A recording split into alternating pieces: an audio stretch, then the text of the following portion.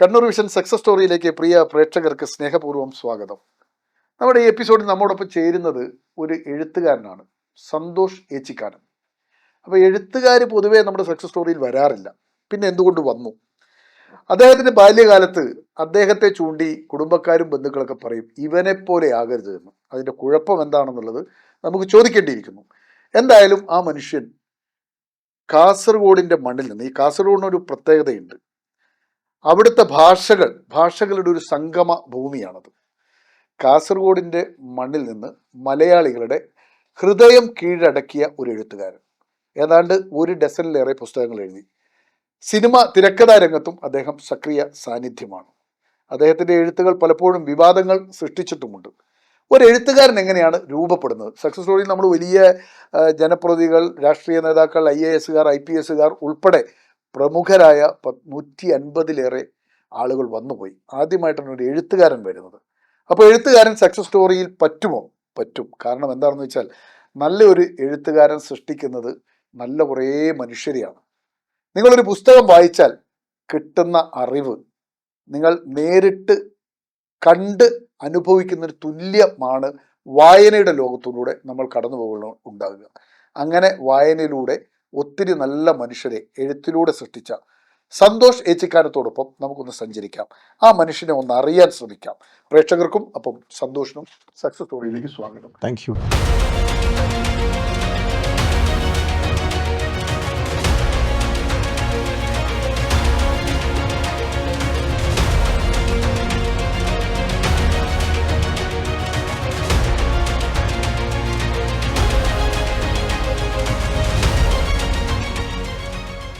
ഞങ്ങളുടെ ഈ സ്റ്റോറിക്ക് ഒരു പ്രത്യേകതയുണ്ട്. ഞങ്ങൾ എപ്പോഴും വ്യത്യസ്ത, ഇപ്പം Delhi deputy commissioner Nitin Valsan IAS IPS, അദ്ദേഹം 10ാം ക്ലാസ്സിൽ 4ാം റാങ്കുകാരനായിരുന്നു. ഞാൻ ഒരാളുടെ എക്സാമ്പിൾ പറഞ്ഞാണ്, തലശ്ശേരിയാണ്. ആ റാങ്കിൻ്റെ വാർത്ത കൊടുത്തയാളാണ് ഞാൻ. അദ്ദേഹത്തിന് IPS കിട്ടിയപ്പോൾ അതിൻ്റെ വാർത്ത കൊടുത്തു. അദ്ദേഹത്തിൻ്റെ അമ്മ ചന്ദ്രിക എൻ്റെ സുഹൃത്തായിരുന്നു. പിന്നെ കേൾക്കുന്നത് ക്യാൻസർ ബാധിച്ച് അതീവ ഗുരുതരാവസ്ഥയിലാകുന്നു. പിന്നെ ആ മനുഷ്യൻ ക്യാൻസറിനെ അതിജീവിക്കുന്നു. അദ്ദേഹം അയൺമാൻ ആകുന്നു. അയൺമാൻ എന്ന് പറയാൻ അറിയാലോ, എല്ലാ രംഗത്തും കായിക 1 ഡസനിലേറെ കടൽ വരെ നീന്തി ഓടിച്ചാടി നേടുന്ന ഒരു പദവിയാണ്. ഇനി അതെടുത്താൽ രാഷ്ട്രീയ നേതാക്കളിൽ എല്ലാ പ്രമുഖരും ഇതിൽ വന്നു. ഒരു എഴുത്തുകാരൻ ആദ്യമായിട്ടാണ് വരുന്നത്. എഴുത്തുകാരിങ്ങനെ സക്സസ് ആണോ എന്ന കാര്യത്തിൽ പലപ്പോഴും സംശയം നമുക്ക് തോന്നാറുണ്ട്. കാരണം എഴുത്തുകാർ സൃഷ്ടിക്കുന്ന കോലാഹലങ്ങൾ പലപ്പോഴും നമ്മൾ കാണാറുമുണ്ട്. ശാന്തനായി ഇങ്ങനെ എൻ്റെ മുന്നിലിരിക്കുന്ന സന്തോഷത്തോടെ എൻ്റെ ചോദ്യം, എങ്ങനെ താങ്കൾ ഒരു എഴുത്തുകാരനായി എന്നുള്ളതാണ്. എഴുത്ത് എന്ന് പറയുന്നത് ഒരു ഒരു എഴുത്തിൻ്റെ ഒരു എഴുത്തുകാരനെ സൃഷ്ടിക്കുന്ന ഒരു അസംസ്കൃത വസ്തു. എഴുത്തുകാരൻ്റെ ശ്വാസം എന്ന് പറയുന്നത് അയാളുടെ എക്സ്പീരിയൻസാണ്, ജീവിതമാണ് അയാൾക്ക് മഷിപ്പാത്രമെന്ന് പലപ്പോഴും വൈലോപ്പള്ളി പറഞ്ഞിട്ടുണ്ട്. ജീവിതമാണ് നമ്മുടെ മഷിപ്പാത്രം എന്നുള്ളത്. അപ്പോൾ ആ ജീവിതത്തിൽ നിന്നാണ്, ആ ജീവിതത്തിൻ്റെ എക്സ്പീരിയൻസ് നിന്നാണ് യഥാർത്ഥത്തിൽ ഒരു എഴുത്തുകാരൻ ഉണ്ടാകുന്നത്. എഴുത്തുകാരൻ്റെ സക്സസ് എന്ന് പറയുന്നത്, സക്സസ് സ്റ്റോറി ഒരു ഇതല്ല ഒരിക്കലും. അത് ബിസിനസ്സുകാരെ സംബന്ധിച്ചിടത്തോളം അതല്ല, ഒരു സാമ്പത്തികം മാത്രമൊന്നുമല്ല ഒരാളുടെ, അതായത് നമ്മുടെ പാഷൻ, നമ്മുടെ ഒരു പാഷനിലേക്ക് നമ്മൾ എത്തുന്നു എന്നുള്ളതാണ്. നമുക്ക് പൈസ കിട്ടുന്നുണ്ടോ, അല്ലെങ്കിൽ നമ്മൾ അത് അങ്ങനെയാണോ ഇങ്ങനെയാണോ, ഫ്ലാറ്റ് ഉണ്ടോ വീടുണ്ടോ, അങ്ങനത്തെ സാധനങ്ങളൊന്നും അല്ല. എത്രയും നല്ല കഥകൾ എനിക്ക് എഴുതാൻ വേണ്ടി പറ്റും, അല്ല ഞാൻ ജീവിക്കുന്ന കാലഘട്ടത്തെ എനിക്ക് എത്രമാത്രം ആവിഷ്കരിക്കാൻ വേണ്ടി പറ്റി, അതിൻ്റെ പ്രശ്നങ്ങളെ സമൂഹത്തിൻ്റെ അകത്തേക്ക് എനിക്ക് എങ്ങനെ കൊണ്ടുവരാൻ വേണ്ടി പറ്റി എന്നുള്ളതാണ്.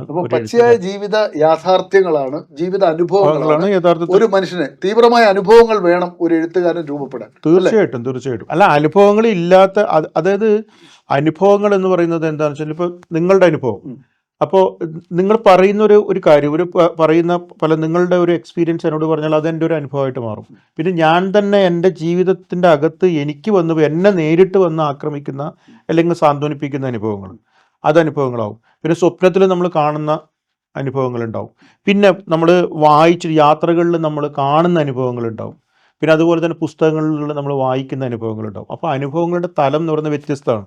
പിന്നെ അതിൻ്റെ ഇൻറ്റൻസിറ്റി എന്ന് പറയുന്നത് വ്യത്യസ്തമാണ്. കാരണം ഒരമ്മ ഒരു കുട്ടിയെ ഒരു കാമുകനിൽ നിന്നൊരു കുട്ടി ഉണ്ടായി, ആ കാമുകനെ അത് ഭർത്താവ് അറിയിക്കാതിരിക്കാൻ വേണ്ടിയിട്ട് ആ കുട്ടിയെ കഴുത്തി തിരിച്ച് കൊല്ലുന്നു. ഒരു പ്രശ്നം ഉണ്ടാകുന്നില്ല, അവർ വളരെ ഈസി ആയിട്ടാണ് അവർ നടന്നു പോകുന്നത്, തീരുമാനം എടുക്കുകയും ചെയ്യുന്നത്. പക്ഷേ ഇത് കേൾക്കുന്ന ഞാൻ എൻ്റെ വീട്ടിലിരുന്നിട്ട് 3-4 ദിവസം കരഞ്ഞുകൊണ്ടിരിക്കുന്നു. അപ്പോൾ അനുഭവത്തിൻ്റെ ഇൻറ്റൻസിറ്റി രണ്ടും രണ്ടാണ്. മനസ്സിലായില്ലേ? അപ്പോൾ ഇങ്ങനെ അനുഭവത്തിന് ഒരു വലിയ ഒരു വ്യത്യസ്തതയും ഒരു ഡിവേഴ്സിറ്റി ഉണ്ട്. അപ്പോൾ അതിനെ ഉൾക്കൊള്ളുകയും ആ തൻ്റെ അനുഭവത്തെ അതേപോലെ അല്ലെങ്കിൽ അതിൻ്റെ മടങ്ങ് കൂടുതലായിട്ട് സമൂഹത്തിലേക്ക് എത്തിക്കുകയും അതിൽ ശരി ഏത് തെറ്റ് ഏത് എന്ന് കാണിച്ചു കൊടുക്കുന്ന ഒരാളാണ് യഥാർത്ഥത്തിൽ ഒരു എഴുത്തുകാരൻ. ഇനി താങ്കളുടെ എഴുത്തുകാരനോട് കുറേ ചോദ്യങ്ങൾ ചോദിക്കാൻ. ഈ സാധാരണക്കാരുടെ മനസ്സിൽ എപ്പോൾ എഴുത്തുകാരെ കണ്ടാലും എന്താണ് എഴുത്ത്, എന്താണ് കഥ, എന്താണ് കവിത, നോവലും കവിതയും കഥയും ഒക്കെ തമ്മിലുള്ള വ്യത്യാസം എന്താണെന്നൊക്കെ സാധാരണക്കാരനെ ചോദിക്കാറുണ്ട് നമ്മളെപ്പോൾ ഉള്ളവർ. ഇപ്പോൾ താങ്കളുടെ തീവ്രമായ അനുഭവം താങ്കളെ അറിയണമല്ലോ. ആദ്യം താങ്കളെ അറിയണമെങ്കിൽ താങ്കളുടെ ജനനം അറിയണം, ജനന സ്ഥലം അറിയണം, മാതാപിതാക്കളെ അറിയണം. എവിടെയാണ് താങ്കൾ ജനിച്ചത്? ആരാണ് താങ്കളുടെ മാതാപിതാക്കൾ? എൻ്റെ അച്ഛൻ AC ചന്ദ്രൻ നായർ എന്നാണ് എൻ്റെ അച്ഛൻ്റെ പേര്. പിന്നെ അമ്മ ശ്യാമള എന്നാണ്. അപ്പോൾ എൻ്റെ അച്ഛൻ ഞങ്ങൾ കുടുംബം എന്ന് പറഞ്ഞു കഴിഞ്ഞാൽ നമ്മുടെ ഏച്ചിക്കാനം എന്ന് പറഞ്ഞൊരു വലിയ ഫ്യൂഡൽ കുടുംബമാണ്. എവിടെയാണ്? അത് കാഞ്ഞങ്ങാടാണ്.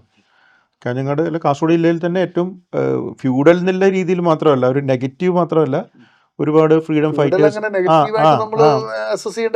അതെ, ഫ്യൂഡൽ തന്നെ പറയുമ്പോഴേക്കും നമ്മളൊരു പിന്നെ അതിനകത്ത് ഒരുപാട് മറ്റേ AC കണ്ണൻ നായർ എന്നൊക്കെ പറയുന്ന പണ്ടത്തെ ഫ്രീഡം ഫൈറ്റേഴ്സ്, പിന്നെ K മാധവൻ എന്ന് പറയുന്ന അദ്ദേഹം, അങ്ങനെയുള്ള ഒരുപാട് സ്വാതന്ത്ര്യ സമര സേനാനികളുള്ള ഒരു കുടുംബമാണ്. അതേപോലെ തന്നെ ഭയങ്കര ക്രൂരന്മാരായിട്ടുള്ള ജന്മിമാരും ഉണ്ടായിട്ടുണ്ട്. എന്താണ് ക്രൂരന്മാർ? സ്വാതന്ത്ര്യ സമര സേനാനികൾ മനസ്സിലായി, അവര് രാജ്യത്തിന് സ്വാതന്ത്ര്യം നേടിയെടുക്കാൻ.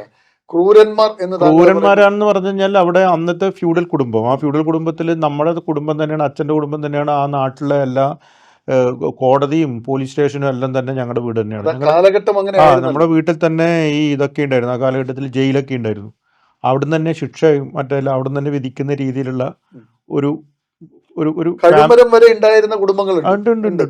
ജയിലുണ്ടായിരുന്നു. ജയിലിനകത്ത് അവിടെ തന്നെ വിചാരണ ചെയ്തിട്ട് ആ എലഞ്ഞീൻ്റെ തറേൻ്റെ തൊട്ട് മുകളിൽ വിചാരണ ചെയ്തിട്ട് അവിടെ തന്നെ കൊണ്ടിടുക എന്നൊക്കെ പറയുന്ന ഒരു ബാർബേറിയൻ സിസ്റ്റം ഉണ്ടല്ലോ.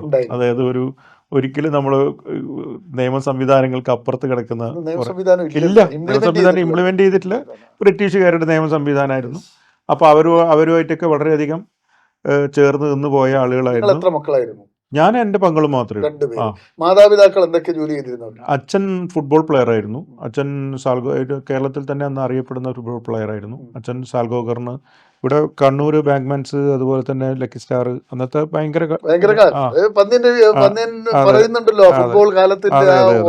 അതെ. അപ്പോൾ അതിനുശേഷം അച്ഛൻ ഇവിടെ പോയി ഗോവ സാൽഗോകറിന് വേണ്ടി കളിച്ചു.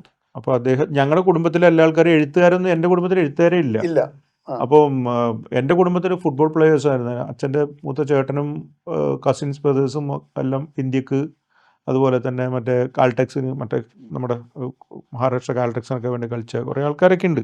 അത്ലറ്റുകളായിരുന്നു അധികം. ഞാൻ മാത്രമാണ് പിന്നെ ഞാനും ഫുട്ബോളൊക്കെ അന്തർജില്ലയൊക്കെ കളിച്ചിട്ടുണ്ട്. പക്ഷേ പിന്നെ എനിക്ക് മനസ്സിലായി, കാരണം എൻ്റെ അച്ഛൻ്റെ കളിയും മറ്റേ ബാക്കിയുള്ള ആൾക്കാരെ കളിയും കാണുന്ന സമയത്ത് മനസ്സിലായി, ഞാൻ ആ കളിയിൽ അത്രയൊന്നും വലിയ സക്സസ് ആവാൻ വേണ്ടി പോകുന്ന ഒരാളല്ല. അല്ല. അപ്പം പിന്നെ നമ്മൾ അത് വിട്ട് പിന്നെയാണ് ഈ പറയുന്ന പോലെ എങ്ങനെയാണ് ഞാൻ സാഹിത്യകാരനായിന്ന് എനിക്ക് തന്നെ അറിയില്ല. ഒരു ചോദ്യം എന്താണെന്ന് വെച്ചാൽ, താങ്കളുടെ ഈ ജനനം കാഞ്ഞങ്ങാട്, ഗ്രാമത്തിന്റെ പേരെന്താണ്? വേടെടുക്കാന്ന്. വേടെടുക്കാൻ തന്നെയാണ്. ബദിയടുക്കാണോ? അല്ല, ബദിയടുക്ക നമ്മുടെ കർണാടക അതിർത്തിയാണ്. ഇതും അതിർത്തി തന്നെയാണ്. ഇത് പൊയിനാച്ചി എന്ന് പറയുന്ന സ്ഥലത്തുനിന്ന് കിഴക്കോട്ട് പോകുന്ന സമയത്ത് പിന്നെ കുറ്റിക്കോല്, ബന്തെടുക്ക, പിന്നെ ബേഡെടുക്ക എന്നൊക്കെ പറയുന്ന സ്ഥലം. അവിടെയാണ് ഞാൻ 10ാം ക്ലാസ് വരെ. അത് അമ്മയുടെ സ്ഥലമാണ് കേട്ടോ. ഈ സ്കൂൾ അതെന്താ അമ്മയുടെ സ്ഥലത്ത്? അത് ഈ മരുമക്കത്തായം ഉള്ളത് കൊണ്ട് മാത്രമല്ല, അച്ഛൻ ഇവിടെയായിരുന്നു, കാസർഗോഡ് ഇവിടെ നീലേശ്വരത്തായിരുന്നു അച്ഛൻ്റെ ഇതൊക്കെ. പിന്നെ അതൊക്കെ അവിടുന്ന് വിട്ട് പിന്നെ ഈ ഒന്ന് നേരത്തെ പറഞ്ഞ പോലെ നമ്മൾ നേരത്തെ പുറത്തുനിന്ന് സംസാരിച്ചതുപോലെ ഈ പറയുന്ന അന്നത്തെ ഒരു ഫ്യൂഡൽ കുടുംബമാണ്. ഈ ഫ്യൂഡൽ കുടുംബത്തിൽ 2 ഇതുണ്ട്. ഒന്ന്, അന്ന് 2 താവഴികളുണ്ടായിരുന്നു. ഒന്ന് A താവഴി, ഒന്ന് B താവഴി എന്ന് പറയുന്നത്. അപ്പോൾ ഈ പറയുന്ന ഈ B താവഴിയാണ് നമ്മുടെ താവഴി. അപ്പോൾ ഈ B താവഴി എന്ന് പറഞ്ഞാൽ സ്വത്തുക്കൾ മുഴുവൻ ഉണ്ടായിരുന്നത് ഈ B താവഴിയിലാണ്. അത് അന്ന് അത് എന്താന്ന് പറഞ്ഞാൽ അന്നത്തെ കാലത്ത് ഒരു പാർട്ടീഷൻ നടക്കുന്ന സമയത്ത് ഭയങ്കര ബുദ്ധിമാനായ ഒരു കാരണോട് ചെയ്ത പരിപാടിയാണ്. അതെന്തായെന്ന് വെച്ചാൽ എല്ലാ സ്വത്തുക്കളും B താവഴിയിൽ വെച്ചു, A താവഴിയിൽ ഒന്നും വെച്ചില്ല. അപ്പോൾ സ്വാഭാവികമായിട്ട് വന്ന് എടുത്തോ ഏതാ താഴെ വേണമെങ്കിൽ എടുത്തോ എന്ന് പറയുമ്പോൾ ബി പാർട്ടീഷൻ എടുത്ത് അല്ല അവർ എയിൽ എടുക്കുള്ളൂ. നമ്മൾ പെട്ടെന്ന് പറഞ്ഞു ആ എയിലെല്ലാം ഉണ്ടാവുന്നത്. അങ്ങനെ എയിൽ എടുത്തവർക്ക് കുന്നും മലകളും മറ്റും മാത്രമേ ഉണ്ടായിരുന്നു. വെറും കുന്നും മലകളും ബയർ ലാൻഡ് അതേ ഉള്ളൂ. ഇപ്പുറത്ത് കോടിക്കണക്കിന് ഉറുപ്പിയുടെ പിന്നെ സ്വത്തുക്കളും അതും ഇതും. ഇന്നത്തെ ഇത് നോക്കുമ്പോൾ എൻ്റെ അച്ഛനൊക്കെ ഒരു 100 ഏക്കർ വള്ളിപ്പറമ്പൊക്കെ ഉണ്ടായിരുന്നു, അതായത് ചെറിയ പയ്യന്. അപ്പോൾ അന്ന് നമ്മുടെ ഇത് വന്നിട്ടില്ലല്ലോ, ഇത് നമ്മുടെ ഈ റിയൽ എസ്റ്റേറ്റ് ഒന്നും വന്നിട്ടില്ല. ഭൂപരിഷ്കരണം ഭൂപരിഷ്കരണം 70-യിലല്ലേ വരുന്നത്. അപ്പോൾ ഇല്ല, എല്ലാം അതാണ് കുടിയന്മാരുടെ എല്ലാം സ്വത്തുക്കളുണ്ട്, അത്രയധികം സാധനങ്ങൾ അതുകൊണ്ട് ഇവർ മുഴുവൻ എന്താ ഇത് അടിച്ചു പൊളിച്ച് കള്ളും കുടിച്ച് ആർമാദിച്ച് തീർത്തു. അപ്പം അപ്പോൾ എൻ്റെ അച്ഛനും എൻ്റെ അച്ഛൻ്റെ മൂത്ത ചേട്ടൻ തമ്മിൽ 30 വയസ്സിൻ്റെ ഡിഫറൻസ് ഉണ്ട്. ഒരു 16 മക്കളാണ്. അതിൽ 8 മാത്രമേ അച്ഛൻ്റെ അമ്മയ്ക്ക് പ്രസവിക്കാൻ മാത്രമേ സമയം ഉണ്ടായിരുന്നുള്ളൂ പാവത്തിന്. 16 മക്കൾ സഹോദരങ്ങൾ തമ്മിൽ 30 വയസ്സിന്റെ വ്യത്യാസം. എൻ്റെ അച്ഛന് ഏറ്റവും പ്രായം കുറഞ്ഞത് മൂത്ത ആള് 30 വയസ്സ്, അച്ഛനപ്പോൾ 1 വയസ്സോ 2 വയസ്സോ ഇങ്ങനെയുള്ള ഡിഫറൻസ് ആയിരുന്നു. പിന്നെ അപ്പോഴേക്കും അച്ഛൻ്റെ അച്ഛനും അമ്മയൊക്കെ 7-ാം വയസ്സിൽ തന്നെ മരിച്ചുപോയി, വയസ്സായിട്ട് മരിച്ചു പോയി. അന്നത്തെ കാലത്ത് ഈ 60 വയസ്സ് എല്ലാം പറയുമ്പോൾ 65 വയസ്സ് 40 വയസ്സിന് മരിക്കുന്ന സമയം. പിന്നെ ഈ 16 കുട്ടികളെ പ്രസവിച്ച ഒരു അമ്മയ്ക്ക് എങ്ങനെ ജീവിക്കാൻ പറ്റും? അപ്പോൾ അങ്ങനെ ഉള്ള ഇതാണ്. അപ്പോൾ ആ സമയത്ത് കുട്ടിയുടെ കയ്യിൽ ഇഷ്ടം പോലെ പൈസ, ജൂനിയറാണ്, ആ സീനിയേഴ്സ് കുറേ ഒപ്പിട്ടിട്ട് എടുത്തിട്ടുണ്ടാവും. പിന്നെ ബാക്കിയുള്ളത് അച്ഛൻ തന്നെ, ആരും നിയന്ത്രിക്കാനില്ല. കുറ്റം പറഞ്ഞിട്ടൊന്നും കാര്യമൊന്നുമില്ല, നമുക്ക് ഇവിടെ വന്നിട്ട് അത് അങ്ങനെ ആക്കി ഇങ്ങനെ ആക്കി എന്ന് പറയുന്നില്ല. പക്ഷേ അത് കംപ്ലീറ്റ് അടിച്ചു പൊളിച്ച് തീർത്ത് എൻ്റെ ഒരു 17 വയസ്സാകുമ്പോഴേക്ക് ഞാൻ വീട്ടിൽ അരി കൊണ്ടുവന്നിട്ട് പിന്നെ ഭക്ഷണം ഉണ്ടാക്കി കൊടുക്കേണ്ട അവസ്ഥ വന്നു. അപ്പൊ ഞാൻ പഠനവും വീട് നോക്കാൻ തുടങ്ങി.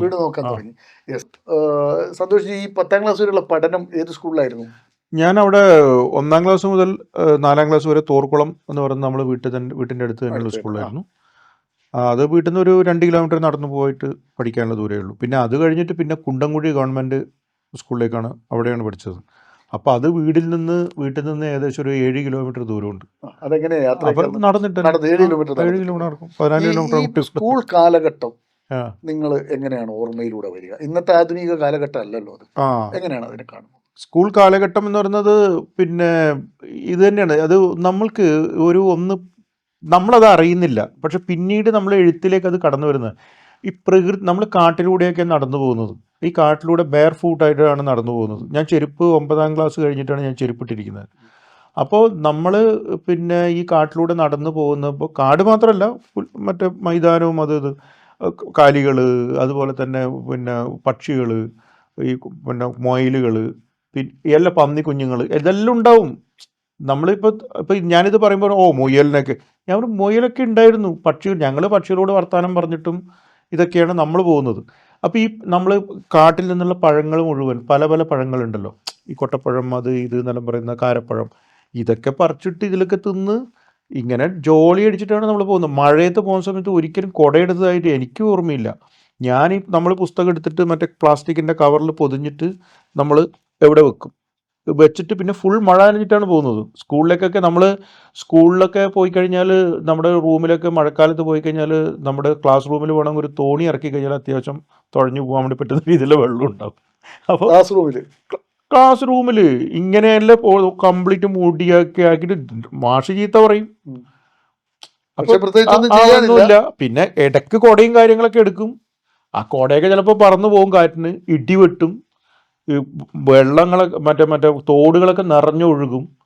അപ്പോൾ നമ്മൾ ബന്ധുക്കളെല്ലാം വന്നിട്ട്, ആരെങ്കിലും വന്നിട്ട് അവിടെ പാലത്തിൻ്റെ അടുത്തെല്ലാം വന്ന് നിൽക്കും. അല്ലെങ്കിൽ ഇത്ര വെള്ളത്തിലൊക്കെ തോട് കടന്നു പോകുന്നതാണ്. ഇന്ന് ഒരു റോഡ് ക്രോസ് ചെയ്യുമ്പോൾ, നമ്മളെ മോൻ റോഡ് ക്രോസ് ചെയ്യുമ്പോൾ മോൾ അവിടെ പോയി എന്ന് പറഞ്ഞാൽ പ്രശ്നം, ഇവിടെ പോയി പ്രശ്നം, ആര് നോക്കാനാ?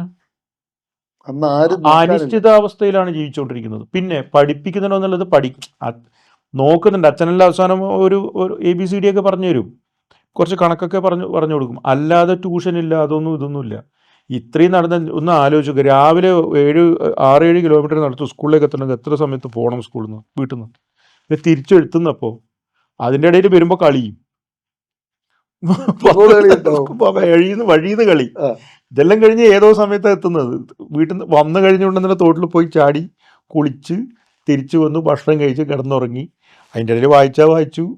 ഈ 10ാം ക്ലാസ് വരെയുള്ള ആ കാലഘട്ടം, ഞാനിതിങ്ങനെ ചോദിക്കുന്നതെന്ന് വെച്ചാൽ ഒരു എഴുത്തുകാരൻ രൂപപ്പെടണമെങ്കിൽ അതിനനുസരിച്ചുള്ള കുറേ ഇപ്പോൾ ഈ പറഞ്ഞ സാധനങ്ങളൊക്കെ ആ കാലഘട്ടത്തിലെ ശരാശരി മനുഷ്യന്മാർക്കെല്ലാം എല്ലാവർക്കും ഉള്ളു. ഉണ്ടാകുന്ന അനുഭവങ്ങൾ, ഈ പറയുന്ന എനിക്കും എല്ലാം ഉണ്ടായിട്ടുള്ള അനുഭവങ്ങളാണ്. നമുക്കന്ന് അതേ സൗകര്യം ഉണ്ടായിരുന്നുള്ളൂ. അതെ ഇന്നത്തെ ഈ ഹൈടെക് യുഗത്തിൽ ജനിക്കാൻ ഭാഗ്യം കിട്ടാതെ പോയവരാണ് നമ്മൾ. അതെ പക്ഷെ നമ്മൾ അന്ന് ജനിച്ചതിൻ്റെ ഭാഗ്യം ഇന്ന് അതെ വേറൊരു അതെ അതെ അർത്ഥത്തിൽ നമ്മൾ തീർച്ചയായിട്ടും അനുഭവിക്കുന്നുമുണ്ട്. തീർച്ചയായിട്ടും. ഈ 10ാം ക്ലാസ് വരെ അതൊരു കാലഘട്ടമാണ്. നല്ല ഓർമ്മകൾ മനസ്സിൽ തങ്ങി നിൽക്കുന്ന ഏറ്റവും സങ്കടകരമായ, ഇപ്പം എനിക്കൊക്കെ അങ്ങനെയുള്ള ഓർമ്മയുണ്ട്.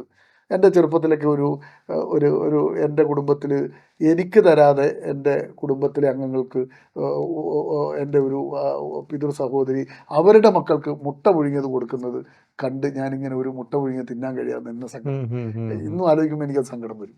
ഞാൻ അവിടെ പച്ചയായിട്ട് പറയാമല്ലോ.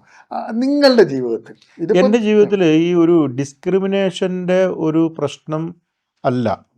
എന്ന് പറഞ്ഞാൽ നമുക്ക് അത്യാവശ്യം ഭക്ഷണം കഴിക്കാനും മറ്റേ സംഭവങ്ങളൊക്കെ ആകാനും ഇപ്പോഴും അത് അമ്മയുടെ അച്ഛനായിരുന്നു കുറച്ച് നല്ല ഫ്യൂഡലായിരുന്നു, അതൊക്കെ ഉണ്ടായിരുന്നു. പക്ഷേ ഇതിനകത്തുള്ള ഒരു ഇൻറ്റേർണൽ സ്ട്രഗിൾ ഉണ്ടല്ലോ, ഈ സ്വത്തിന് വേണ്ടിയിട്ടുള്ള അടി.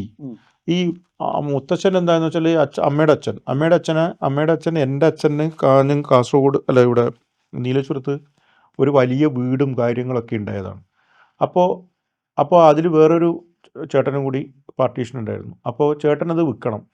അപ്പോൾ അത് പോയി എൻ്റെ മുത്തച്ഛനോട് പോയി പറഞ്ഞപ്പോൾ മുത്തച്ഛനൊക്കെ ചേർന്നിട്ട് എൻ്റെ അച്ഛനോട് പറഞ്ഞു അത് വിൽക്ക്. അപ്പോൾ അച്ഛനത് പറഞ്ഞു ഞാൻ വിൽക്കുന്നില്ല, അത്രയും വലിയ വീടാണ്. അപ്പോൾ പക്ഷെ അത് നിർബന്ധിച്ചത് വിൽപ്പിച്ച് അച്ഛനോട് പറഞ്ഞു എനിക്ക് ഒരു കാര്യം ചെയ്യാം, അമ്മയുടെ വീട്ടിലേക്ക് അല്ല എൻ്റെ മകളുടെ വീട്ടിലേക്ക് വരുമോ, അവിടെ സ്വത്തും കാര്യങ്ങളൊക്കെ എനിക്ക് സംഭവമാക്കാം, എനിക്ക് അവിടെ നന്നായിട്ട് ജീവിക്കാം, മറ്റേ സംഭവങ്ങൾ എന്നെല്ലാം പറഞ്ഞിട്ട് അച്ഛൻ ഇതൊക്കെ എടുത്തിട്ട് അങ്ങോട്ട് പോയി. അപ്പം അങ്ങോട്ട് പോയി കഴിഞ്ഞിട്ടപ്പോൾ അവിടുന്ന് ഈ സ്വത്തും കാര്യങ്ങളൊന്നുമില്ല, അദ്ദേഹം ഈ ഒരു മോണോപ്പൊളിയാണ്. അപ്പം നീ ബാക്കി എല്ലാ മാമ്മമാരൊക്കെ ജീവിക്കുന്ന പോലെ ജീവിച്ചോ എന്ന് പറഞ്ഞു. പിന്നെ മാത്രമല്ല ഈ വിറ്റ് കഴിയുമ്പോൾ ഇത്രയും കാശും കാര്യങ്ങളുണ്ട്, ഇത് മര്യാദക്ക് ചിലവഴിച്ചിട്ട് അദ്ദേഹത്തിൻ്റെതായ രീതിയിൽ പോയിട്ട് വേറെ ജീവിച്ചാൽ മതി. പക്ഷേ പുള്ളിയും ഇതേപോലെ തന്നെ ലാവിഷിൻ്റെ ആളാണല്ലോ, അടിച്ചു പൊളിച്ച് അതൊക്കെ കംപ്ലീറ്റ് തീർത്ത് പിന്നെ ഇവർ തമ്മിൽ എന്ത് പറയുമ്പോഴും ഈ സ്വത്ത് എന്ന് പറഞ്ഞിട്ടുള്ള അടി നടക്കും. ഇതാണ് നിങ്ങൾ കണ്ടിട്ടുള്ളതിൽ ഏറ്റവും സങ്കടകരമായ അതെന്ന് വെച്ചാൽ അത് അന്ന് മുത്തച്ഛൻ്റെ കയ്യിലൊക്കെ ബെബ്ലീസ് കോട്ടലിൻ്റെ തോക്കുണ്ട്, അന്നത്തെ മറ്റേ ഫൈറ്റ് ഡബിൾ ബാരൽ, അല്ല സിംഗിൾ ബാരലാണ്, ഉണ്ട്. പിന്നെ ഈ അടിയുവാണല്ലോ മറ്റേ ഇത് ഒരാൾ എന്താണെന്ന് വെച്ച് കഴിഞ്ഞാൽ മുത്തച്ഛൻ പറഞ്ഞൊരു ഭയങ്കര ഒരു സ്റ്റാലിൻ ടെററിസ്റ്റാണ്. അച്ഛൻ അതിനേക്കാളും അമ്മമാരൊക്കെ പേടിച്ചിട്ട് അവിടെ എവിടെയെല്ലാം നിൽക്കും, അച്ഛനെല്ലാം പേടിച്ചിട്ട്. പക്ഷേ ഈ അച്ഛൻ എന്ന് പറഞ്ഞാൽ ഇയാൾ തോക്ക് ഫുള്ള് നിറച്ചിട്ട് ഇയാൾ തോക്കെടുത്ത് ഇങ്ങനെ വെക്കും, അച്ഛൻ ഷർട്ട് അഴിച്ചിട്ട് ഇങ്ങനെ ഈ ഒരാളുടെ നെഞ്ചിൽ തോക്ക്, ഇതിന്റെ അടിയിൽ ഞാനാണ്, ഈ തോക്കിന്റെ അടിയിലാണ് ഞാൻ. ഇത് ഒരു കുട്ടിയെ സംബന്ധിച്ചിടത്തോളം ഉണ്ടാകുന്ന ഒരു അനിശ്ചിതത്വം ഭീകരല്ല. ഈ പേടി എവിടെ പോകാനാണ്? അതിന്റെ ഇത് ഇന്ന് രാത്രി വെടിവെട്ടുവോ എന്ന് പറഞ്ഞിട്ടാണ്. അതെ നമ്മളിപ്പോ അതെ ഒരു ഗാസയിൽ ഇന്നൊരു കുട്ടി ജീവിക്കുന്ന അവസ്ഥ പോലെയാണ്. എപ്പോ അതിന് തലയിൽ വന്ന് ബോംബ് ഇടുന്നു എന്നുള്ള രീതിയിലാണ് ഞാൻ ഈ തോക്കിന്റെ കുഴലിന്റെ താഴെ ജീവിച്ചുകൊണ്ടിരുന്നത്. അതെന്റെ ജീവിതത്തിൽ ഉണ്ടാക്കിയിരിക്കുന്ന ട്രോമ ചെറിയ ട്രോമയൊന്നും. എന്തൊക്കെയായിരുന്നു അത് അനുഭവിച്ചത്? മാനസികമായിട്ട് പേടി തന്നെ. അതായത് അമ്മ സഹിക്കുന്നത് ഇതിൻ്റെ ഇടയിൽ നിന്നിട്ട്. പക്ഷെ എൻ്റെ അച്ഛൻ ഒരിക്കലും എൻ്റെ അമ്മയെ തല്ലിയോ അങ്ങനത്തെ പീഡനങ്ങളില്ല. അങ്ങനത്തെ പീഡനം ഒരു പ്രാവശ്യം പോലും ചെയ്തിട്ടില്ല. പക്ഷെ ഈ ഒരു ടെററിസമാണ് ഒരിക്കലും വിട്ടുകൊടുക്കൂല. അങ്ങനെ അവിടുന്ന് പിന്നെ പിണങ്ങിപ്പോലും അങ്ങനെയുള്ള ഒരുപാട് പ്രശ്നം. അപ്പോഴേക്കും നമ്മൾ പിറകെ പോകണം. പിറകെ പോയി പിന്നെ ഈ പറയുന്ന പോലെ അച്ഛൻ ഇവിടെ വന്ന് നിരീശ്വരത്ത് വന്നപ്പോൾ ഇവിടെ അപ്പോഴേക്കും അമ്മ അവിടുന്ന് ഇടയ്ക്ക് ലെറ്റർ അയക്കും. അവിടെ അച്ഛൻ്റെ ഒരു ഇതുണ്ട്, അച്ഛൻ്റെ കുറേ ചിങ്കിടിമാരുണ്ട്. ഒരാൾ ബസ് കയറി വരും, അടുത്ത ബുധനാഴ്ച ചന്ദ്രേട്ടൻ ആത്മഹത്യ എന്ന് പറയുന്നുണ്ട്. അദ്ദേഹം ഒരിക്കലും ആത്മഹത്യ ചെയ്യില്ല, ചാകുന്നവരാ, അതായത് അപ്പോഴേക്ക് പുള്ളിക്ക് എന്ത് വരണം എന്ന് വെച്ചാൽ ആരെങ്കിലും വരണം. പക്ഷെ കള്ളു കുടിച്ചിട്ടില്ലെങ്കിൽ ഇത്രയും നല്ലൊരു മനുഷ്യൻ ലോകത്തിലില്ല. ഭയങ്കര അത് മതമില്ല പുള്ളിക്ക്, അങ്ങനെ ജാതി സ്പിരിറ്റ് ഇല്ല, എല്ലാവരോടും ഭയങ്കര കാരുണ്യമാണ്, എല്ലാവരോടും ഫുഡ് കഴിക്കണമെന്ന് മാത്രമേ ഉള്ളൂ. അവിടെ നമ്മുടെ നാട്ടിലൊക്കെ അവിടെ ഒരു സാധാരണ ഇങ്ങനെ ദളിത് ഫാമിലിയൊക്കെ ഉണ്ടായിരുന്നു, അവർക്കൊന്നുമില്ല, അവർക്ക് ഇടാൻ ഡ്രസ്സ് പോലും ഉണ്ടായിരുന്നില്ല ആ സമയത്ത്. കുഞ്ഞുങ്ങളൊക്കെ ഡ്രസ്സും പോലും ഇല്ലാതെയാണ് നടക്കുന്നത്. അവരെയൊക്കെ ഒരു കമ്മടം എന്ന് പറഞ്ഞിട്ട് അവരിങ്ങനെ മുടന്തനുമാണ്. അവരെല്ലാം വിളിച്ച് വീട്ടിൽ കൊണ്ടുവന്നിട്ട് ഫുഡൊക്കെ കൊടുത്ത് ഈ പ്രൗഢിയുടെ അതിൻ്റെ ഇടയിൽ ഉണ്ടെങ്കിലും പിന്നെ അവരോടൊപ്പം അതിന് അച്ഛൻ അതിനുശേഷം പിന്നെ വേറൊരു സ്ഥലം എടുത്തിട്ട് പിന്നെ അമ്മയുടെ ഒരു 10 ഏക്കർ സ്ഥലം ഉണ്ടായിരുന്നു, അതെടുത്ത് പിന്നെ അവിടെ അധ്വാനിക്കാൻ തുടങ്ങി. പിന്നെ അപ്പോൾ കുറച്ച് സമാധാനമായി. ഇവിടെയാണല്ലോ അപ്പൊ ബാല്യം സംഘർഷഭരിതമാണ് ബമ്പർ എല്ലാ അർത്ഥത്തിലും. അയ്യോ തോക്കിൻ മുലയിലുള്ള ജീവിതമാണ് അല്ലേ?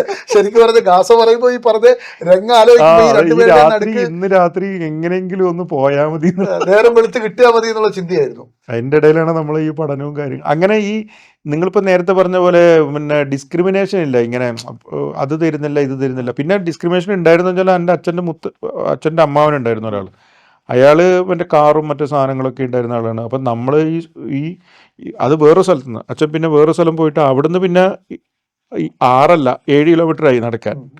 അപ്പോൾ ഈ നടന്നിട്ട് നമ്മൾ വന്നിട്ട് ഇവിടുന്ന് ഈ സ്റ്റോറിൽ, അപ്പോൾ അച്ഛനും ഞാനും മാത്രമാണ് അവിടെ, ഒരു പട്ടിയും മാത്രമേ ഉള്ളൂ അവിടെ. ഞങ്ങൾ 10 ഏക്കർ സ്ഥലമുണ്ട് അവിടെ. അച്ഛൻ അധ്വാനിക്കാൻ തുടങ്ങി. പിന്നെ ചുറ്റുപാട് അമ്മ എവിടെയുള്ള അപ്പൊ അമ്മ അച്ഛൻ മുത്തച്ഛൻ്റെ വീട്ടിൽ തന്നെ. കാരണം ഇവിടെ അല്ലല്ല, മുത്തച്ഛൻ്റെ വീട്ടിൽ നിന്ന് വന്നില്ല. അതായത് ഇവിടെ ഭയങ്കര പ്രശ്നം വന്നപ്പോൾ അച്ഛൻ്റെ മുത്തച്ഛൻ അമ്മമ്മയുണ്ടല്ലോ, അമ്മമ്മ മരിച്ചു പോയിരുന്നു. അതിൻ്റെ അടുക്ക് അമ്മക്കൊരു സ്ഥലം കൊടുത്തിട്ടുണ്ടായിരുന്നു, ഒരു 10 ഏക്കർ സ്ഥലം. അപ്പൊ ആ സ്ഥലത്ത് അമ്മച്ചൻ വീട് കെട്ടിയിട്ട് അങ്ങോട്ട് എന്നെയും കൂട്ടി പോയി. അപ്പോൾ എനിക്ക് 7ാം ക്ലാസ് പഠിക്കുന്നേ ഉള്ളൂ. ഈ എന്നെയും കൂട്ടി പോകുന്ന സമയത്ത് നമ്മൾക്ക് അവിടെ ഒരു മനുഷ്യനില്ല. 10 ഏക്കർ സ്ഥലം എന്ന് പറഞ്ഞാൽ അതിനപ്പുറത്ത് എവിടെയോ ഒരു മുനിഞ്ഞു കത്തുന്ന വിളക്ക് മാത്രമേ ഉള്ളൂ. അവിടെ എത്തുമ്പോൾ ആൾക്കാർ പറഞ്ഞു വെച്ചാൽ ഇവിടെ വ്യാളിയുണ്ട്, ഇവിടെ മറ്റേ പ്രേതം ഇതിൻ്റെ ഇടക്ക് പോയിട്ടുണ്ടായിരുന്നു, അവിടെ തൂങ്ങിച്ചത്ത കുറേ ആൾക്കാർ. ഇങ്ങനെ നോക്കുമ്പോൾ ഈ പറയുന്ന പോലെ മറ്റേ മാർക്കേസിൻ്റെ കഥയിൽ പോലും ഇമാതിരി പേടിപ്പെടുത്തുന്ന സംഭവങ്ങൾ. ഡ്രാക്കുള കൊട്ടാരത്തിൽ ജീവിച്ച പോലെയാണ് അവിടുത്തെ ജീവിതം. ഈ രാത്രിയാകുമ്പോൾ ഓരോ ശബ്ദം കേൾക്കുമ്പോൾ നമ്മൾ എന്ന് വിചാരിക്കുന്നത് കുടിലല്ല, വീട് കെട്ടിയിട്ടുണ്ട്. നല്ല ഒരു വീട് വെച്ചു, അത്യാവശ്യം ഭേദമില്ല, രണ്ട് മുറി. അപ്പൊ നിങ്ങള് അച്ഛനും മകനും മാത്രം, ഒരു പട്ടിയും. പിന്നെ അവിടെ പണിയെടുക്കാൻ വേണ്ടിട്ട് പകൽ ആൾക്കാർ വരും, രാത്രി നിങ്ങൾ ഒറ്റക്കാണ്. അത് ഈ 10 ഏക്കറിനുള്ളിൽ 10 ഏക്കർ ഇത് മാത്രം, അതിന് ചുറ്റുപാടുള്ള ആരുമില്ല, ഒരു മനുഷ്യനില്ല. പിന്നെ ഒരു 100 ഏക്കർ ആരുമില്ല. പിന്നെ താഴെ കുഴിയിലൊക്കെ ആളുണ്ട്. അവിടെ ഉറങ്ങാൻ പറ്റലുണ്ടോ? അച്ഛൻ്റെ ഒരു കട്ടിലുണ്ട്, അച്ഛൻ്റെ ഒരു സപ്രമച്ച കട്ടിലുണ്ട്, അച്ഛൻ്റെ ആകെ ഉള്ള സാധനം. മറ്റേ ഇതിന്റെ ഫ്യൂഡലിസത്തിന്റെ പ്രതീകമായിട്ട് അച്ഛൻ്റെ ഒരു സപ്രപഞ്ച കട്ടിലുണ്ട്, അതാണ് അച്ഛൻ്റെ ഉള്ളു ആ സാധനം. ഇതിന്റെ അടിയിലാണ് ഞാൻ കിടക്കല്. അതായത് അച്ഛൻ മുകളില്, കാരണം ആരെങ്കിലും വന്ന് ഫസ്റ്റ് പിടിക്കുന്ന അച്ഛനെ, അത് കഴിഞ്ഞിട്ടില്ലേ വ്യാളി എന്നെ പിടിക്കും. 10ാം ക്ലാസ് വിദ്യാഭ്യാസം പൂർത്തിയാക്കുന്നു. എഴുത്ത് ആ സമയത്തുണ്ടോ? എത്രാമത്തെ വയസ്സിലാണ്? ഞാൻ ശരിക്കും പറഞ്ഞാൽ എഴുത്ത് എന്ന് പറഞ്ഞാൽ ഞാൻ ഒരു 9th സ്റ്റാൻഡേർഡിൽ പഠിക്കുമ്പോഴാണ്. അപ്പം ഞാൻ എഴുതാറൊന്നുമില്ല. അപ്പം എനിക്ക് വായിക്കാൻ ഭയങ്കര ഇഷ്ടമാണ്. കാരണം ആ സമയത്ത് നമുക്ക് പുസ്തകങ്ങളൊന്നും ഇല്ല അവിടെ. അല്ല, പൈങ്കിളി പ്രസിദ്ധീകരണങ്ങൾ, മലയാള മനോരമ, മംഗളം. കാരണം അവിടെ ഇതില്ല, ലൈബ്രറി ഇല്ല. ഒരു കമ്മ്യൂണിസ്റ്റ് മറ്റേ ഇതൊക്കെയുള്ള സ്ഥലമാണ്. പക്ഷേ എൻ്റെ വീട്ടുകാർ കോൺഗ്രസ്സുകാരാണ്, കമ്മ്യൂണിസ്റ്റുകാർ കൂടെ ഒരിക്കലും നടക്കാൻ പോകില്ല. അപ്പോൾ അതുകൊണ്ട് അപ്പോൾ കമ്മ്യൂണിസ്റ്റുകാർ എന്നൊക്കെ പറയുന്നത് അപ്പോൾ ഇവരെല്ലാം പിന്നെ നമ്മുടെ അച്ഛനാണെങ്കിലും പിന്നെ അച്ഛൻ പിന്നെ കമ്മ്യൂണിസ്റ്റായി. ഞാൻ പിന്നെ കുറെ കഴിഞ്ഞപ്പോൾ പിന്നെ കമ്മ്യൂണിസത്തിലേക്ക് ചെറിയ ചായ്വുകൾ വന്നു. പിന്നെ ആ സമയത്ത് ഇന്ദിരാഗാന്ധി ആയിരുന്നു ഇവരുടെ സ്റ്റാർ. ഇന്ദിരാഗാന്ധിയാണല്ലോ. പിന്നെ ഇന്ദിരാഗാന്ധി എന്ന് പറഞ്ഞാൽ ഒരു സ്റ്റാർ എന്നുള്ള രീതിയിലാണ്. അതായത് ഇതിനെ കുറിച്ചിട്ടൊന്നും അറിയില്ല, ഏത് നമ്മുടെ ഫ്രീഡം ഫൈറ്റിനെ കുറിച്ചിട്ട് അറിയില്ല, അതിനുശേഷമുള്ള ഇന്ത്യയുടെ രൂപീകരണം അറിയില്ല, പിന്നെ അച്ഛൻ മകൾക്ക് എഴുതിയ കത്തുകൾ അറിയില്ല, അതൊന്നും അറിയില്ല. പക്ഷെ ഇന്ദിരാഗാന്ധി ഫിഗർ, ഇരുമ്പ് വനിതനെ കുറിച്ച് മാത്രമാണ് അവർ പറയുന്നത്. അപ്പോൾ ആ സമയത്ത് മറ്റേ എൻ്റെ അമ്മയുടെ അനിയനുണ്ട്, അമ്മാവൻ അവിടുത്തെ മണ്ഡലം പ്രസിഡന്റാണ്. അപ്പൊ 5ാം ക്ലാസ് മുതൽ നമ്മളെ ഇതിന് നിർത്തിക്കും. എന്താണ്, സ്കൂൾ ഇലക്ഷന് ക്ലാസ്സിൽ ജയിക്കും. എവിടെ ജയിക്കാൻ? അതും മറ്റേ SFI കോട്ടയം. അടി കിട്ടുന്ന വെച്ചാൽ ഭീഷണിയെല്ലാം ഉണ്ടാവും. അതായത് അവർക്ക് അടിക്കേണ്ട കാര്യമില്ല, ഞാൻ തോക്കും, ഞാൻ തോക്കുമല്ലോ. പിന്നെ അവരെന്തിനാ എന്നെ വെറുതെ അടിക്കുന്നത്? അപ്പോ 5ൽ തോറ്റു, 6ൽ തോറ്റു, 7ൽ തോറ്റു, 8ൽ സുമതിയോട് തോറ്റു, 9ൽ അത് 2 വോട്ടിന് തോറ്റത്. അതിനുശേഷം ഞാൻ ഇപ്പൊ കുറെ മുട്ടായാലും മേടിച്ചു കൊടുത്തിട്ട് എങ്ങനെയെങ്കിലും സോപ്പിട്ട് എനിക്ക് എങ്ങനെയെങ്കിലും ഒന്ന് ജയിക്കണം. കാരണം എനിക്ക് പൊളിറ്റിക്സിൽ, എനിക്ക് അങ്ങനെ പൊളിറ്റിക്സിനെ കുറിച്ചിട്ട് ഇതൊന്നുമില്ല. ഞാൻ കമ്മ്യൂണിസ്റ്റും അല്ല മാർക്സിസ്റ്റും അല്ല ഒന്നുമല്ല, അല്ല മറ്റേ ഇത് ഇവര് ഈ പറഞ്ഞ പോലെ പറയുന്നോണ്ട് അമ്മാവൻ മറ്റേ പറയുന്നോണ്ട് നിൽക്കുന്നതാണ്. നിൽക്കുന്നതാണ്, കോൺഗ്രസും അല്ല ഒന്നുമല്ല. അമ്മ പറഞ്ഞത് നീ അതായത് വേറെ നിൽക്കാൻ ആളില്ല, വേറെ നിൽക്കാൻ ആള് വേണ്ടേ. ഇദ്ദേഹം പ്രസിഡന്റ് ആണ്. അപ്പൊ ഇദ്ദേഹം പ്രസിഡന്റ് ആകുമ്പോ പിന്നെ ഒറ്റൊരു ബലിയായിട്ട് ഞാൻ മാത്രമേ അതേ ഉള്ളൂ. ഉള്ളൂ. അപ്പൊ എന്നെ കൊണ്ടുപോയിട്ട് അവിടെ നിർത്തും. ഞാൻ ഈ നാണക്കേട് കൊണ്ട് എന്റെ ജീവിതം മുഴുവൻ പോയി. അപ്പൊ ഞാൻ തോക്കാൻ വേണ്ടി മാത്രം. അപ്പൊ 10ാം ക്ലാസ്സിൽ ആകുമ്പോൾ ഞാൻ അമ്മാവനോട് ഞാൻ ആത്മഹത്യ ചെയ്യും, എനിക്ക് വയ്യ, കാരണം വെച്ചാൽ നാണം കെട്ടിട്ട് എനിക്ക് മതിയായി. അപ്പൊ അമ്മാവൻ പറഞ്ഞു നീ വേണമെങ്കിൽ ആത്മഹത്യ ചെയ്തോ, എന്നാലും നീ നിൽക്കണം. ഞാനിങ്ങനെ വിചാരിക്കുന്നു എന്റെ അവസാനത്തെ 10ാം ക്ലാസ് ആണ്, ഞാൻ എന്ത് ചെയ്യും? അങ്ങനെ ഞാൻ പിന്നെ എന്റെ മറ്റേ കട്ട കമ്മ്യൂണിസ്റ്റ് ചന്ദ്രനൊക്കെ ഉണ്ട്, അവനോട് പറഞ്ഞു എടാ ഒരു പ്രാവശ്യമെങ്കിലും എന്നെ ജയിപ്പിക്കാൻ 5ാം ക്ലാസ് മുതൽ നീ എന്റെ തോൽവി തുടർച്ച കണ്ടോണ്ടിരിക്കുകയാണ്. അങ്ങനെ കുറെ ചോക്ലേറ്റും മൂന്നെല്ലാം മേടിച്ചു കൊടുത്ത് എല്ലാം കൂടി കഴിഞ്ഞിട്ട് സത്യം പറഞ്ഞാൽ അതിശയം പോലെ ഞാൻ ഒരു വോട്ട് ജയിച്ചു. ചരിത്രത്തിൽ ആദ്യമായിട്ട് കൊണ്ടുവന്ന സ്കൂളിലാണെന്ന് തോന്നുന്നു എനിക്ക്. ഞാൻ ആദ്യമായിട്ട് ക്ലാസ്സിൽ ഓരോ വോട്ടിൽ ജയിച്ചു. ജീവൻ മരണ പോരാട്ടം. അത് ഞാൻ ആ സുമതിനെ ഞാൻ ഓരോ വോട്ടിന് തോപ്പിച്ചു. അമ്മാവൻ എന്ത് പറഞ്ഞു ഈ ജയം കണ്ടപ്പോ? അമ്മാവന് ഭയങ്കര ആഹ്ലാദം. മറ്റേത് ഇത് പിന്നെ നമ്മളെ ഈ ബാക്കി പറയുന്ന ആൾക്കാർ മുഴുവൻ ഭീഷണിപ്പെടുത്താൻ തുടങ്ങി, നിന്റെ കയ്യും കാലം തല്ലി ഓടിക്കൂടാന്നെല്ലാം പറയാൻ തുടങ്ങി. പക്ഷെ അങ്ങനെ ചെയ്യില്ല. പിന്നെ നമ്മളെല്ലാരും ക്ലാസ്സിൽ നമ്മൾ ഭയങ്കര ഇതാണ്. അപ്പൊ അങ്ങനെയുള്ള ഒരു ഇത് അത് കഴിഞ്ഞ ഉടനെ തന്നെ ഞാൻ സത്യം പറഞ്ഞാൽ കോൺഗ്രസ് വിരുദ്ധനായത് ഈ ഇതുകൊണ്ടാണ്. എന്തുകൊണ്ടാണ്? ഈ 4 കൊല്ലത്തെ തോൽവി കൊണ്ട്. ഞാൻ മറ്റേ ഇതൊന്നും നോക്കുന്നില്ല, ഞാൻ കോൺഗ്രസിന്റെ മറ്റു ചരിത്രം നോക്കുന്നില്ല. എന്നെ 5 കൊല്ലം നാണം കടത്തിയ പാർട്ടി ഇതാണ്, എതിരായി. ഈ സ്കൂളിൽ പഠിക്കുമ്പോൾ എഴുതുമായിരുന്നു എന്തെങ്കിലും? സ്കൂൾ പഠിക്കുന്ന സമയത്ത് ആണ് ഞാൻ 9ാം ക്ലാസ്സിൽ പഠിച്ചുകൊണ്ടിരിക്കുന്ന സമയത്ത് ഒരു ദിവസം ഞാൻ പല സ്ഥലത്ത് എഴുതിയിട്ടുണ്ട്. വരാന്തയിലൂടെ ഇങ്ങനെ ഉച്ചക്ക് ഊണും കഴിച്ചിട്ട് ഇങ്ങനെ നടന്നുകൊണ്ടിരിക്കുന്ന സമയത്ത് രാജൻ മാഷുണ്ട്. രാജൻ മാഷ് പത്തനംതിട്ടക്കാരനാണ്. അദ്ദേഹം കുറച്ച് എഴുതുകയൊക്കെ ചെയ്യും. അദ്ദേഹം അവിടെ മറ്റേ കവിതകളൊക്കെ എഴുതും. അപ്പോൾ നല്ല രസമുള്ള താടിയൊക്കെ വെച്ചിട്ട് സുന്ദരനായ ഒരു മാഷാണ്. അദ്ദേഹം വന്നിട്ട് എന്നെ പിടിച്ചപ്പോൾ ഞാൻ വിചാരിച്ചു ഞാൻ അത്യാവശ്യം മലയാളത്തിലേക്ക് നമ്മൾ അത്യാവശ്യം പഠിക്കുന്ന ഒരു കുട്ടിയാണ്. മലയാളത്തിലെല്ലാം എനിക്ക് നല്ല മാർക്കുണ്ട്. കണക്ക് മാഷ് പിടിച്ചാൽ എനിക്ക് കുഴപ്പമില്ല, കാരണം മാർക്ക് കുഴപ്പമാണ്. ഇയാൾ പിടിച്ചുകൊണ്ടിട്ട് എന്നോട് പിടിച്ചുകൊണ്ടുപോയി. ഗോപി എൻ്റെ കൂടെയാണ്, ഗോപി കുതിറി രക്ഷപ്പെട്ടു. ഇയാൾ നേരെ പിടിച്ചുകൊണ്ടുപോയി എന്നെ സ്റ്റാഫ് റൂമിൽ കൊണ്ടുപോയി. ഇപ്പം ഞാൻ അവിടെ എത്തുമ്പോൾ നോക്കുമ്പോൾ അവിടെ കഥാമത്സരം നടന്നുകൊണ്ടിരിക്കുക. അപ്പൊ അത് അന്ന് സംസ്ഥാന യുവജനോത്സവം ഡയറക്റ്റ് ജില്ലയിലേക്കല്ലേ, ഇപ്പൊ സബ് ജില്ല ഇല്ലല്ലോ. അപ്പൊ അവിടെ നടന്നുകൊണ്ടിരിക്കുന്നുണ്ട്. അപ്പൊ എന്നോട് പറഞ്ഞു എടാ പോയി കഥ എഴുത്. നമ്മൾ മാഷ് എനിക്ക് കഥയൊന്നും എഴുതാൻ അറിയില്ല, മാഷ് എന്ത് എന്നെ ഇങ്ങനെ കൊണ്ടുവന്നിട്ട് ഞാൻ എന്ത് എഴുതാനാണ്? അപ്പൊ അവിടെ ഇരുന്നിട്ട് ഒരു 9 പേര് ഇരുന്നുണ്ട്. നീ കഥ എഴുതാൻ അറിയില്ല എന്ന് എനിക്കറിയാം, ഇവിടെ 10 പേരെ തയ്ക്കാൻ വേണ്ടിയിട്ടാണ് ഞാൻ നിന്നെ വിളിച്ചു കൊണ്ടിരുന്നത്. അപ്പൊ പുള്ളിക്ക് എന്നോട് ഒരു ഇഷ്ടമുണ്ട്, കാരണം ക്ലാസ്സിൽ മലയാളത്തിൽ ഏറ്റവും കൂടുതൽ മാർക്ക് മേടിക്കുന്ന കുട്ടി ഞാനാണ്. ഇപ്പൊ എന്നെ പിടിച്ചു കൊണ്ടുപോയിട്ട് അവിടെ ഇരുത്തി ഞാൻ കടലാസും തന്നു, ഞാൻ എന്ത് എഴുതണമെന്നിട്ട് ഞാനിങ്ങനെ നിന്ന്. പിന്നെ ഞാൻ ഇങ്ങനെ ഞങ്ങൾ നടന്നു വരുന്ന സമയത്ത് ഒരു കാറ്റിങ്ങനെ വരും. ഒരു കൃത്യസമയത്ത് ഞങ്ങൾ രാവിലെ നടന്നൊരു കാറ്റ്, അല്ലെങ്കിൽ ഞങ്ങൾ കാറ്റിനെ കാത്തു നിൽക്കും, അല്ലെങ്കിൽ ആ കാറ്റ് വന്നിട്ടേ ഞങ്ങൾ പോകുള്ളൂ. അത് നമ്മുടെ ഒരു ഫ്രണ്ട് പോലെയാണ് ആ കാറ്റ്. അതൊരു രസം. അതിങ്ങനെ ഇടുക്കി ഗോൾഡെല്ലാം കാണുന്നില്ല ആ ഒരു അത് നമ്മൾ ഒരു ചില മലമ്പ്രദേശങ്ങളിലൊക്കെ പോയി കഴിഞ്ഞാൽ ആ കാറ്റും കോടയും കിട്ടാൻ വേണ്ടി നമ്മളിങ്ങനെ നിൽക്കില്ല. അതിൻ്റെ ആ എക്സ്പീരിയൻസ് ഇങ്ങനെ നിൽക്കുന്നത്. ആ ഒരു എക്സ്പീരിയൻസ് വെച്ചിട്ട് ഞാൻ അതിനെ ഒരു കഥാപാത്രമാക്കിക്കൊണ്ട് ഒരു പേജ് ഒരു സാധനം എഴുതി കൊടുത്തിട്ട് രക്ഷപ്പെട്ടു കിടന്നു. അത് കഴിഞ്ഞ് ഞാനതൊന്നും ആലോചിച്ചൊന്നുമില്ല. പക്ഷെ പിന്നീട് ഈ അവിടെ റിസൾട്ട് വന്നപ്പോൾ ഓഫ് സ്റ്റേജ് മത്സരങ്ങളുടെ റിസൾട്ട് വരില്ലേ മൈക്കിൽ, അത് എല്ലാവർക്കും ഭയങ്കര ഇതല്ലേ മൈക്കിൽ. അപ്പോൾ പറഞ്ഞു 9ാം ക്ലാസ് ബി സന്തോഷ് കുമാർ 1ാം സമ്മാനം. സന്തോഷ് കുമാർ അതോടുകൂടി ഞാൻ വിചാരിച്ചു ഞാനും അല്ല അത് പിന്നെ ഞാൻ അത് കുറച്ചും കൂടി പിന്നെ ഏച്ചിക്കാനത്ത് അച്ഛൻ്റെ തറവാട്ടിലേക്ക് തന്നെ ഞങ്ങൾ വന്നു. തറവാട്ടിലേക്ക് താമസം വന്നപ്പോഴാണ് ഞാൻ സീരിയസ് ആയിട്ട് റൈറ്റിങ്ങിൻ്റെ കാര്യങ്ങളിലേക്ക് പോയത്. ഇതോടുകൂടിയിട്ട് പിന്നെ രാജമാഷക്ക് ഇരിക്കാനും നിൽക്കാനും സമയം കൊടുത്തിട്ടില്ല ഞാൻ. 9ഉം 10ഉം പിറ്റേ ദിവസം മുതൽ എഴുത്തുകാരനായില്ലേ. പിന്നെ പിറ്റേ ദിവസം മുതൽ മറ്റേ കശുവണ്ടി വറക്കി കിട്ടിയ പൈസ അത് ഇത് എല്ലാം ഐസൊന്നും മേടിച്ചു തന്നില്ല. നേരെ പോവാൻ നോട്ട് ബുക്ക് മേടിക്കുക, എഴുത്താണ്. ഡിറ്റക്റ്റീവ് നോവല് അത് ഇത്. പിന്നെ മാഷ അവസാനം ഇവനെന്തിനാണപ്പോ അങ്ങനെ റേഡിയോ നാടകം ഉണ്ടല്ലോ അന്ന്. അപ്പൊ അത് കേട്ടിട്ട് അതിനെ അനുകരിച്ചുകൊണ്ട് അടിച്ചു മാറ്റുന്നല്ല, എൻ്റെതായിട്ടുള്ള സാധനങ്ങൾ എഴുതും. സാധനം പുതിയത് ഒരു 3 നോവലായിട്ട് എഴുതി. ഉം. ഒരു വലിയ നാടകം എഴുതിയിട്ട് അന്ന് അതായത് വലിയൊരു 300 പേജ് നാടകം എഴുതിയിട്ട് അന്ന് ഞങ്ങളുടെ നാട്ടിൽ എൻ്റെ ക്ലാസ്സിലുള്ളവരും തന്നെ ഞങ്ങളുടെ നാട്ടിൽ അത് അവതരിപ്പിച്ചു. അതിന് അവനടിയും കിട്ടി. അതെന്താ അങ്ങനെ അടികിട്ടാൻ കാരണം? അത് ഭയങ്കര കോമഡിയാണ്. ഉം. ഈ നാടകം അവതരിപ്പിച്ച് നാടകത്തിനുമ്പോൾ പോയി നോട്ടീസൊക്കെ അടിച്ചു.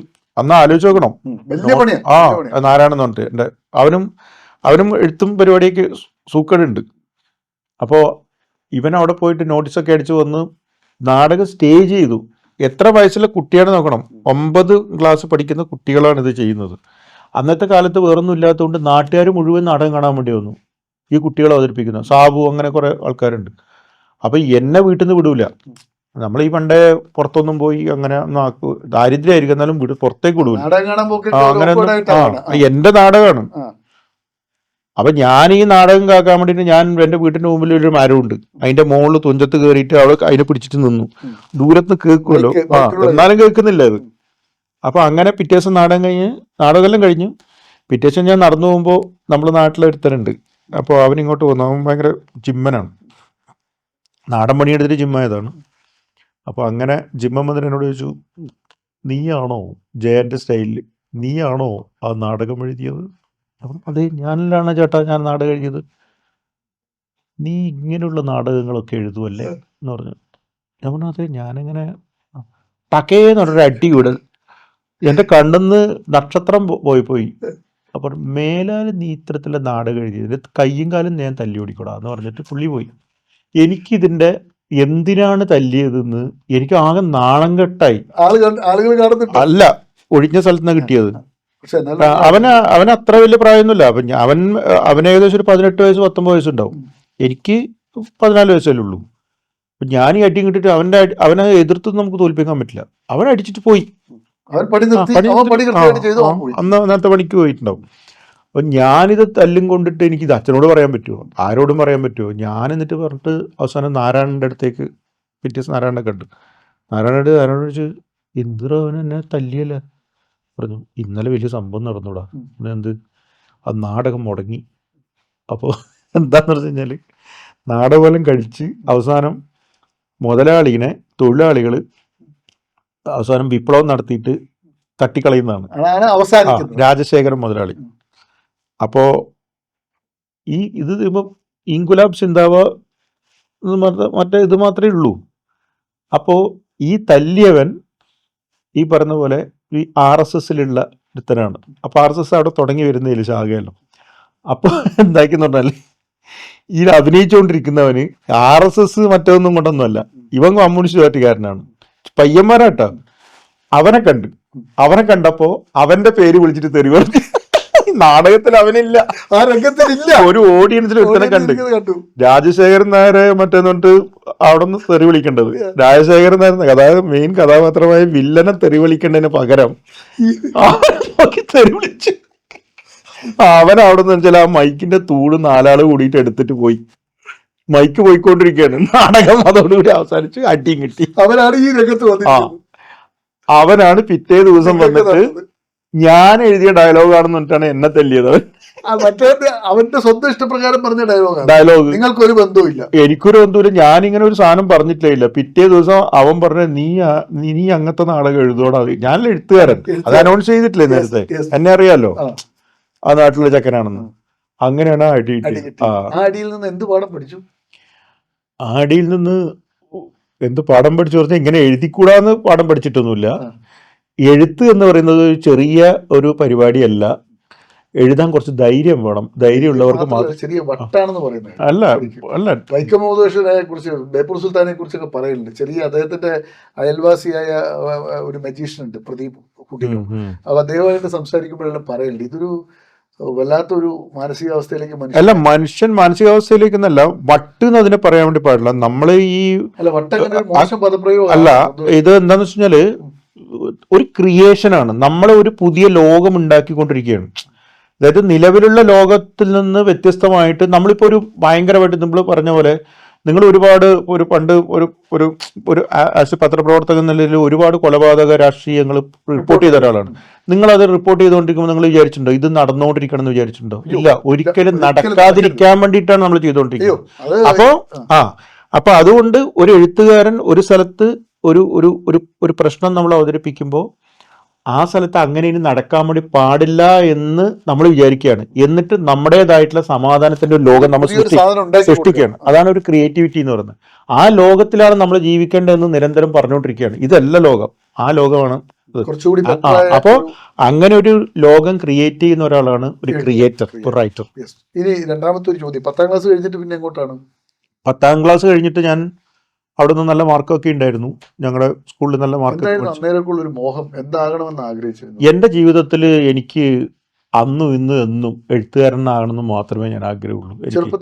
എനിക്ക് PSC പഠിച്ചിട്ട് ജോലി കിട്ടണമെന്നില്ല. ജോലി കിട്ടി, പിന്നെ ശരാശരി മലയാളി അങ്ങനെ അല്ല. പക്ഷെ ഞാൻ നിങ്ങൾക്കൊരു എഴുത്തുകാരനാകാൻ എനിക്ക് എന്താണെന്നറിയില്ല. റോൾ മോഡൽ വേണ്ടേ മുന്നിൽ? ആരാണ് റോൾ മോഡലൊന്നുമില്ല. പക്ഷെ ചില ആള് പോലീസ് SI ആണ്, അത് മമ്മൂട്ടിയുടെ റോള് കണ്ടിട്ടായിരിക്കും. മോഹൻലാലിനെ കണ്ടിട്ട് ആഗ്രഹിക്കുന്ന ആളുകളുണ്ട്. അങ്ങനെ പലതരത്തിലും ആഗ്രഹിക്കും. താങ്കളിൽ ഒരു കുട്ടിക്കാലം മുതൽ കുട്ടിക്കാലം എന്ന് വെച്ചാൽ ഈ 9ാം ക്ലാസ്സിൽ എന്നെ ഈ എഴുത്തിന് കൊണ്ടുപോയിട്ട് അവിടെ മറ്റേ സ്റ്റാഫ് റൂമിലേക്ക് കൊണ്ടുപോകുന്നതിന് മുമ്പ് ഇന്ത്യയിലും പട്ടാളക്കാരനായിട്ട് പോകണമെന്നായിരുന്നു എൻ്റെ ആഗ്രഹം. പക്ഷേ അവിടെ പോയിട്ട് ഞാൻ പിന്നെ എഴുത്തുകാരനായി. അപ്പൊ എഴുത്തുകാരനായതോടുകൂടി ഞാൻ എൻ്റെ പട്ടാള ജീവിതം ഞാൻ ഉപേക്ഷിക്കുകയും അത് ഉപേക്ഷിക്കുകയും പിന്നെ ഞാൻ എഴുത്തുകാരനല്ലേ സ്കൂളിൽ അനൗൺസ് ചെയ്യുന്ന വഴിന്ന് അടി കിട്ടി. പിന്നെ ഞാനൊരു എഴുത്തുകാരൻ രൂപപ്പെട്ടു. ആ രൂപപ്പെട്ടതിന് ശേഷമാണ് പിന്നെ ഞാൻ ഇവിടത്തേക്ക് പോകുന്നത്, ഏച്ചിക്കാൻ എന്ന് പറയുന്ന അച്ഛൻ്റെ സ്ഥലത്തേക്ക് പോകുന്നത്. പിന്നെ ഞങ്ങൾ പിന്നെയും അതിഭീകരമായി ഞങ്ങൾ സാമ്പത്തികമായിട്ട് തകർന്ന്, പിന്നെ ഈ പറയുന്ന പോലെ എവിടെയും സ്ഥലമില്ലാതെ അച്ഛൻ ഞങ്ങളെയൊക്കെ കെട്ടിപ്പെറുക്കി ഒരു വണ്ടിയിലിട്ടിട്ട് ഞങ്ങൾ നേരെ ഏച്ചിക്കാൻ എന്ന് പറയുന്ന വലിയ തറവാട്ടിലേക്ക് പോയി. അത് അച്ഛൻ്റെ തറവാടാണ്. അവിടെ ആരുമില്ല. അത് ഒരു തറവാട്ട് വിളക്ക് വെക്കുന്നുണ്ട്, അതുണ്ട്. പക്ഷെ അത് ആരും താമസിക്കാത്ത സ്ഥലമാണ്. അങ്ങനെ ഒഴിച്ചിട്ട സ്ഥലമല്ല കേട്ടോ. ആ തറവാട്ടിൽ ആരുമില്ല, എല്ലാവരും പുറത്തുകളൊക്കെ താമസിക്കുന്നു. അങ്ങനെ ഞങ്ങൾ ആ വീട്ടിലേക്ക് പോകണം. അതിനേക്കാളും ഭീകരമായ അന്തരീക്ഷം എന്ന് പറഞ്ഞാൽ അവിടെ മുഴുവൻ ബ്രഹ്മരക്ഷസും മറ്റതും മറിച്ചതും തെയ്യവും അതും ഇതും. വീട് എന്ന് പറഞ്ഞാൽ തന്നെ ഭയങ്കരമായ വീടും ഇരുട്ടും മറ്റേ വെളിച്ചമില്ല. ഇതിനകത്താണ് നിൽക്കുന്നത്. അതിലേ പോയാലും ബ്രഹ്മരക്ഷത്ത്, ഇതിലേ പോയാലും പടിഞ്ഞാറ് ചാമണ്ടി, അതിലേ പോയി കഴിഞ്ഞാൽ മറ്റേ കൊട്ടം തെയ്യം. പിന്നെ ഈ പറഞ്ഞ പോലെ ചിന്തകള് നിങ്ങൾ ഉണ്ടാക്കിയ മാനസിക വ്യവഹാരം എന്താണ്? അല്ല, എന്റെ പറയുന്ന സാധനങ്ങൾ താങ്കൾ പറയുന്നു, അത് താങ്കളുടെ ആ കാലഘട്ടത്തിലെ മനസ്സിന്റെ അസ്വസ്ഥതകളാണ്. ശരിക്കും ആ അസ്വസ്ഥതകൾ താങ്കൾ എങ്ങനെ സ്വാധീനിച്ചു? അല്ല, എന്റെ ഒന്ന് എന്ന് പറഞ്ഞു കഴിഞ്ഞാൽ ഈ അതിഭീകരാവസ്ഥ, പിന്നെ ഇമാജിനേഷൻ ഭയങ്കരമായിട്ട് വന്നു. കാരണം ബ്രഹ്മരക്ഷസ് അത് ഇത് നമ്മുടെ ഉള്ളൊരു ഒരു ഇമാജിനേഷൻ്റെതായ ഒരു ലോകം ഒരു റൈറ്ററുടെ തലയിലുണ്ടാവില്ല. ബേസിക്കലി നിങ്ങളൊരു പത്രപ്രവർത്തനാണ്, നിങ്ങൾക്ക് അതിനകത്തുള്ള ടാലൻ്റ് ഉണ്ട്. മനസ്സിലായോ? ഒരു ചിത്രകാരനാണെങ്കിൽ അതിൻ്റെ ടാലൻ്റ് ഉണ്ട്. അതുപോലെ തന്നെ ഒരു റൈറ്റർക്ക് അതിനകത്ത് ഇയാളുടെ ബ്രെയിനിൽ അത് വർക്ക് ചെയ്തുകൊണ്ടിരിക്കുന്നുണ്ട്. അത് എങ്ങനെ വരണം എന്നുള്ളതാണ്. അതിനെ രൂപപ്പെടുത്താൻ വേണ്ടിയിട്ട് പ്രകൃതി തന്നെ തരുന്ന ഒരു സാഹചര്യങ്ങളാണ് ഇതെല്ലാം. അല്ലെങ്കിൽ എന്തിനാണ് എൻ്റെ കുടുംബത്തിൽ എത്ര ആൾക്കാർ, ബാക്കി എല്ലാ ആൾക്കാർ വലിയ വലിയ ലെവലിലാണ്, ഞാൻ മാത്രം ഇങ്ങനെയത്? എൻ്റെ കുടുംബത്തിൽ എല്ലാവരും ദാരിദ്ര്യന്മാരൊന്നുമല്ല, അവരൊക്കെ ഇമ്മൻസ്ലി റിച്ച് ആണ്. എൻ്റെ ലൈഫ് മാത്രം ഇങ്ങനെ ആയി എന്ന് പറയുന്നതിൻ്റെ കാരണം എന്താണ്? കാരണം ബിക്കോസ് അവിടുന്ന് എന്ത് വരണം, ഒരു റൈറ്റർ വരണം, ആള് രൂപപ്പെടണം. അതിന്റെ കാര്യങ്ങൾ പറയാൻ എന്ത് വേണം? തറവാടാണോ എഴുത്തിലേക്ക് നിങ്ങളെ? ആ തറവാട് തന്നെ. ആദ്യമായിട്ട് എഴുതിയ ഈ പറഞ്ഞ സ്കൂള് കഴിഞ്ഞിട്ട് പിന്നെ പഠനം ഹയർ സ്റ്റഡീസ് എവിടെയാണ്? അല്ല, പിന്നെ ഞാൻ ഏച്ചിക്കാനത്തായി. പിന്നെ ഞാൻ നീലേശ്വരത്ത് എൻ്റെ അച്ഛൻ്റെ ചേച്ചിയുടെ ഒരു വീട്ടിൽ നിന്നിട്ടാണ് ഞാൻ നെഹ്റു ആർട്സ് ആൻഡ് സയൻസ് കോളേജിൽ പഠിച്ചത്. അവിടെ സയൻസ് ഗ്രൂപ്പ് എടുത്ത് പഠിച്ച് അതിഭീകരമായിട്ട് ഉഴപ്പി. ക്ലാസ്സിലൊന്നും ഞാൻ പോവാറില്ല. ഉഴപ്പിട്ട് മരത്തിന്റെ മുകളിൽ കയറി കുത്തിരിക്കും. പിന്നെ തീർത്ഥങ്കര ഷാപ്പിൽ പോയിട്ട് കള്ളുടിക്കും. അല്ല, അങ്ങനെ കള്ളുടിക്കാൻ വേണ്ടിട്ടൊന്നുമല്ല. എന്താണെന്നറിയില്ല, തലയിൽ ഒരുമാതിരി എന്തോ ഒരു കയറിയ പോലെയാണ്. പിന്നെ എനിക്ക് ഒന്നിനോടും ഒരു ഇതില്ല. ഒന്നിനോടെന്ന് വെച്ചാൽ പക്ഷെ ഭയങ്കരമായ വായന തുടങ്ങി. അതായത് അവിടെ ഈ മറ്റേ നമ്മുടെ ഈ ഏച്ചിക്കാൻ എന്ന് പറയുന്നത് മടിക്കൈ എന്ന് പറയുന്നത് കേരളത്തിൻ്റെ മോസ്കോ എന്ന് അറിയപ്പെടുന്ന സ്ഥലമാണ്. അവിടെ കംപ്ലീറ്റ് ലൈബ്രറികളാണ്. കമ്മ്യൂണിസ്റ്റ് പാർട്ടിക്കാർ ഭയങ്കര പിന്നെ മാത്രമല്ല നക്സലൈറ്റുകൾ ഇഷ്ടം പോലെ ഉണ്ട്. ഈ നക്സൽ ആയിട്ട് തന്നെ അവർക്ക് ഓരോ പേഴ്സണൽ ലൈബ്രറി ഉണ്ട്. അതായത് നാട്ടിൻപുറത്ത് പണിയെടുക്കുന്ന ആളും വാഴക്ക് തടം കോരുന്ന ആളിലായിരിക്കും, പക്ഷെ അവരെ വീട്ടിൽ കൊസാംബീനെ അറിയാം, ഒ വി വിജയനെ അറിയാം, സ്റ്റാലിനുണ്ട്, ലെനിനുണ്ട്, ഈ പുസ്തകങ്ങൾ മുഴുവനുണ്ട്. അപ്പം ഞാൻ യഥാർത്ഥത്തിൽ എന്ന് പറഞ്ഞു കഴിഞ്ഞാൽ ഈ വായിക്കാനൊന്നും സാഹചര്യമൊന്നും ഇല്ലാതെ ഈ മംഗളവും മനോരമയും വായിച്ചിട്ട് പ്രാന്തായിട്ട് വന്ന ഒരു മനുഷ്യനാണ് ഞാൻ. അപ്പോൾ ഇവിടെ എത്തുമ്പോൾ എന്താന്ന് പറഞ്ഞു കഴിഞ്ഞാൽ ഈ സുധാകരൻ മംഗളോദയവും ബാറ്റൻ ബോസൊക്കെ ആയിരിക്കും നമ്മളെ കണ്ടിട്ടുണ്ടാവുക. ഇവിടെ വരുന്ന സമയത്ത് നമ്മൾക്ക് ഈ പുസ്തകങ്ങൾ കാണുമ്പോൾ ആകെ ആർത്തി പിടിച്ചിട്ട് വായിക്കാൻ തുടങ്ങി. അത് പറഞ്ഞ വിശ്വസിച്ചു. ഞാനും ഇപ്പോൾ പറയുമ്പോൾ അത് തള്ളാണ്, നിന്നും അതിൻ്റെ പകുതിയിലെ വായന പോലും എനിക്കില്ല. ആ സമയത്തൊക്കെ നമ്മൾ ഇത് ഫുൾ ടൈം 3 മണിയും അന്നത്തെ ഒരു കാലത്ത് 3 മണി വരെ ഇരുന്നിട്ട് വായിക്കും.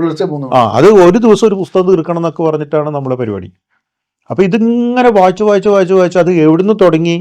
ഇപ്പം നമുക്കൊരു സിസ്റ്റം ഉണ്ടാവില്ല, മാധവിക്കുട്ടി തുടങ്ങണം, അല്ലെങ്കിൽ ബഷീറിനെ തുടങ്ങണം, അല്ലെങ്കിൽ MTനെ തുടങ്ങണം, പിന്നെ ആനന്ദിലേക്കും ഒ വി വിജയനിലേക്കും ഒക്കെ പോകണം. ഇങ്ങനത്തെ ഒന്നുമില്ല. ഇത് കിട്ടിയ സ്ഥലത്ത് മുഴുവൻ ഇരുന്ന് ഈ MT ഇതെല്ലാം വായിച്ചാലേ ആനന്ദിലേക്കെല്ലാം പോയാൽ വായന സുഖം. അതെ. അപ്പം അങ്ങനെ പ്രീ ഡിഗ്രി തോറ്റു. പ്രീ ഡിഗ്രി തോറ്റതോട് കൂടിയിട്ട് പിന്നെ വീട്ടിൽ നിന്ന് എല്ലാവരും നമ്മളെ തള്ളിക്കളഞ്ഞു. അപ്പോഴാണോ പറഞ്ഞത് ഇവനെ പോലെ ആകരുത്?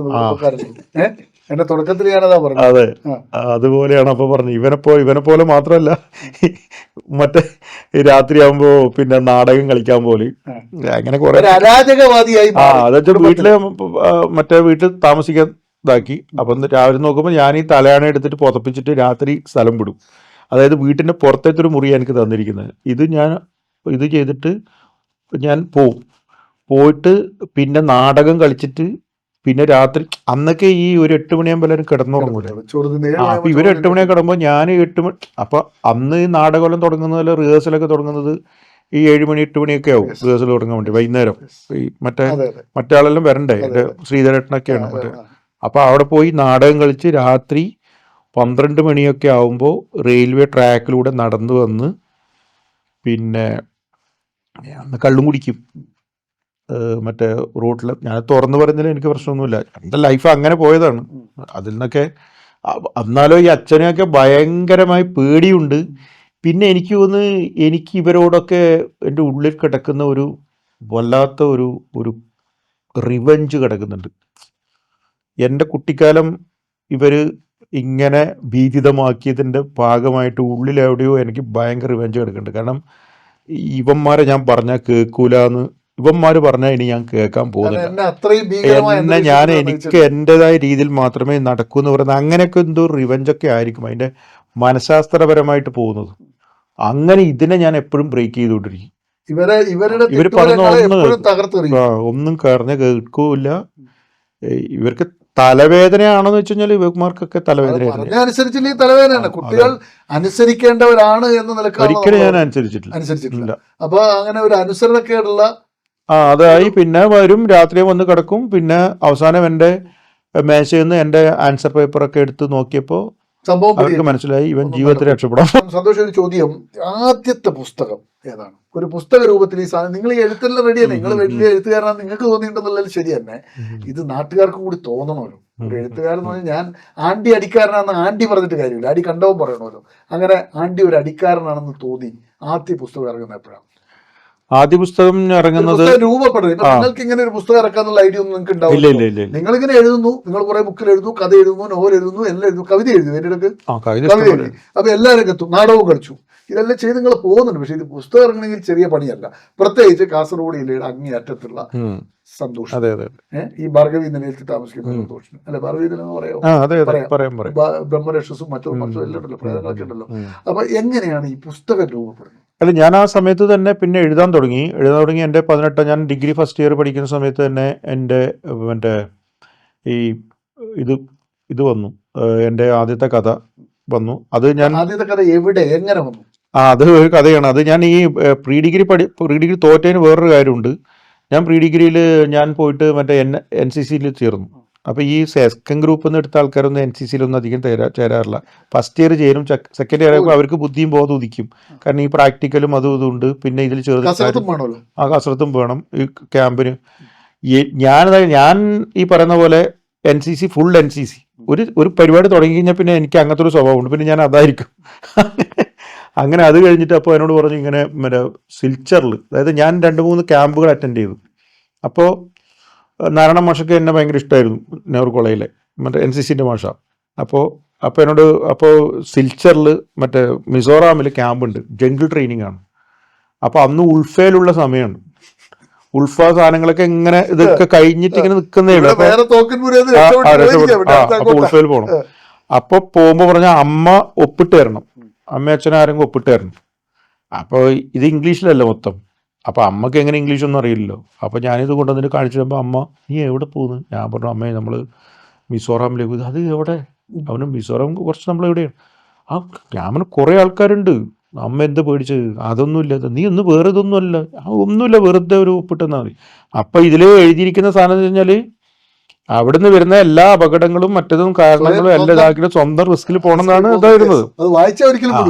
അപ്പോൾ കേരളത്തിൽ നിന്ന് 5-10 പേരാണ് തിരഞ്ഞെടുത്തിരിക്കുന്നത്. അപ്പം ഞാൻ കണ്ണൂർ കാസർഗോഡ് നിന്ന് 32 കേരള ബറ്റാലിയൻ ബയനറ്റ് ഫൈറ്റിംഗ് എന്നിട്ടൊരു പരിപാടിയുണ്ട്. ആ ബയനറ്റ് ഫൈറ്റിംഗ് ഞാനായിരുന്നു ഫസ്റ്റ്.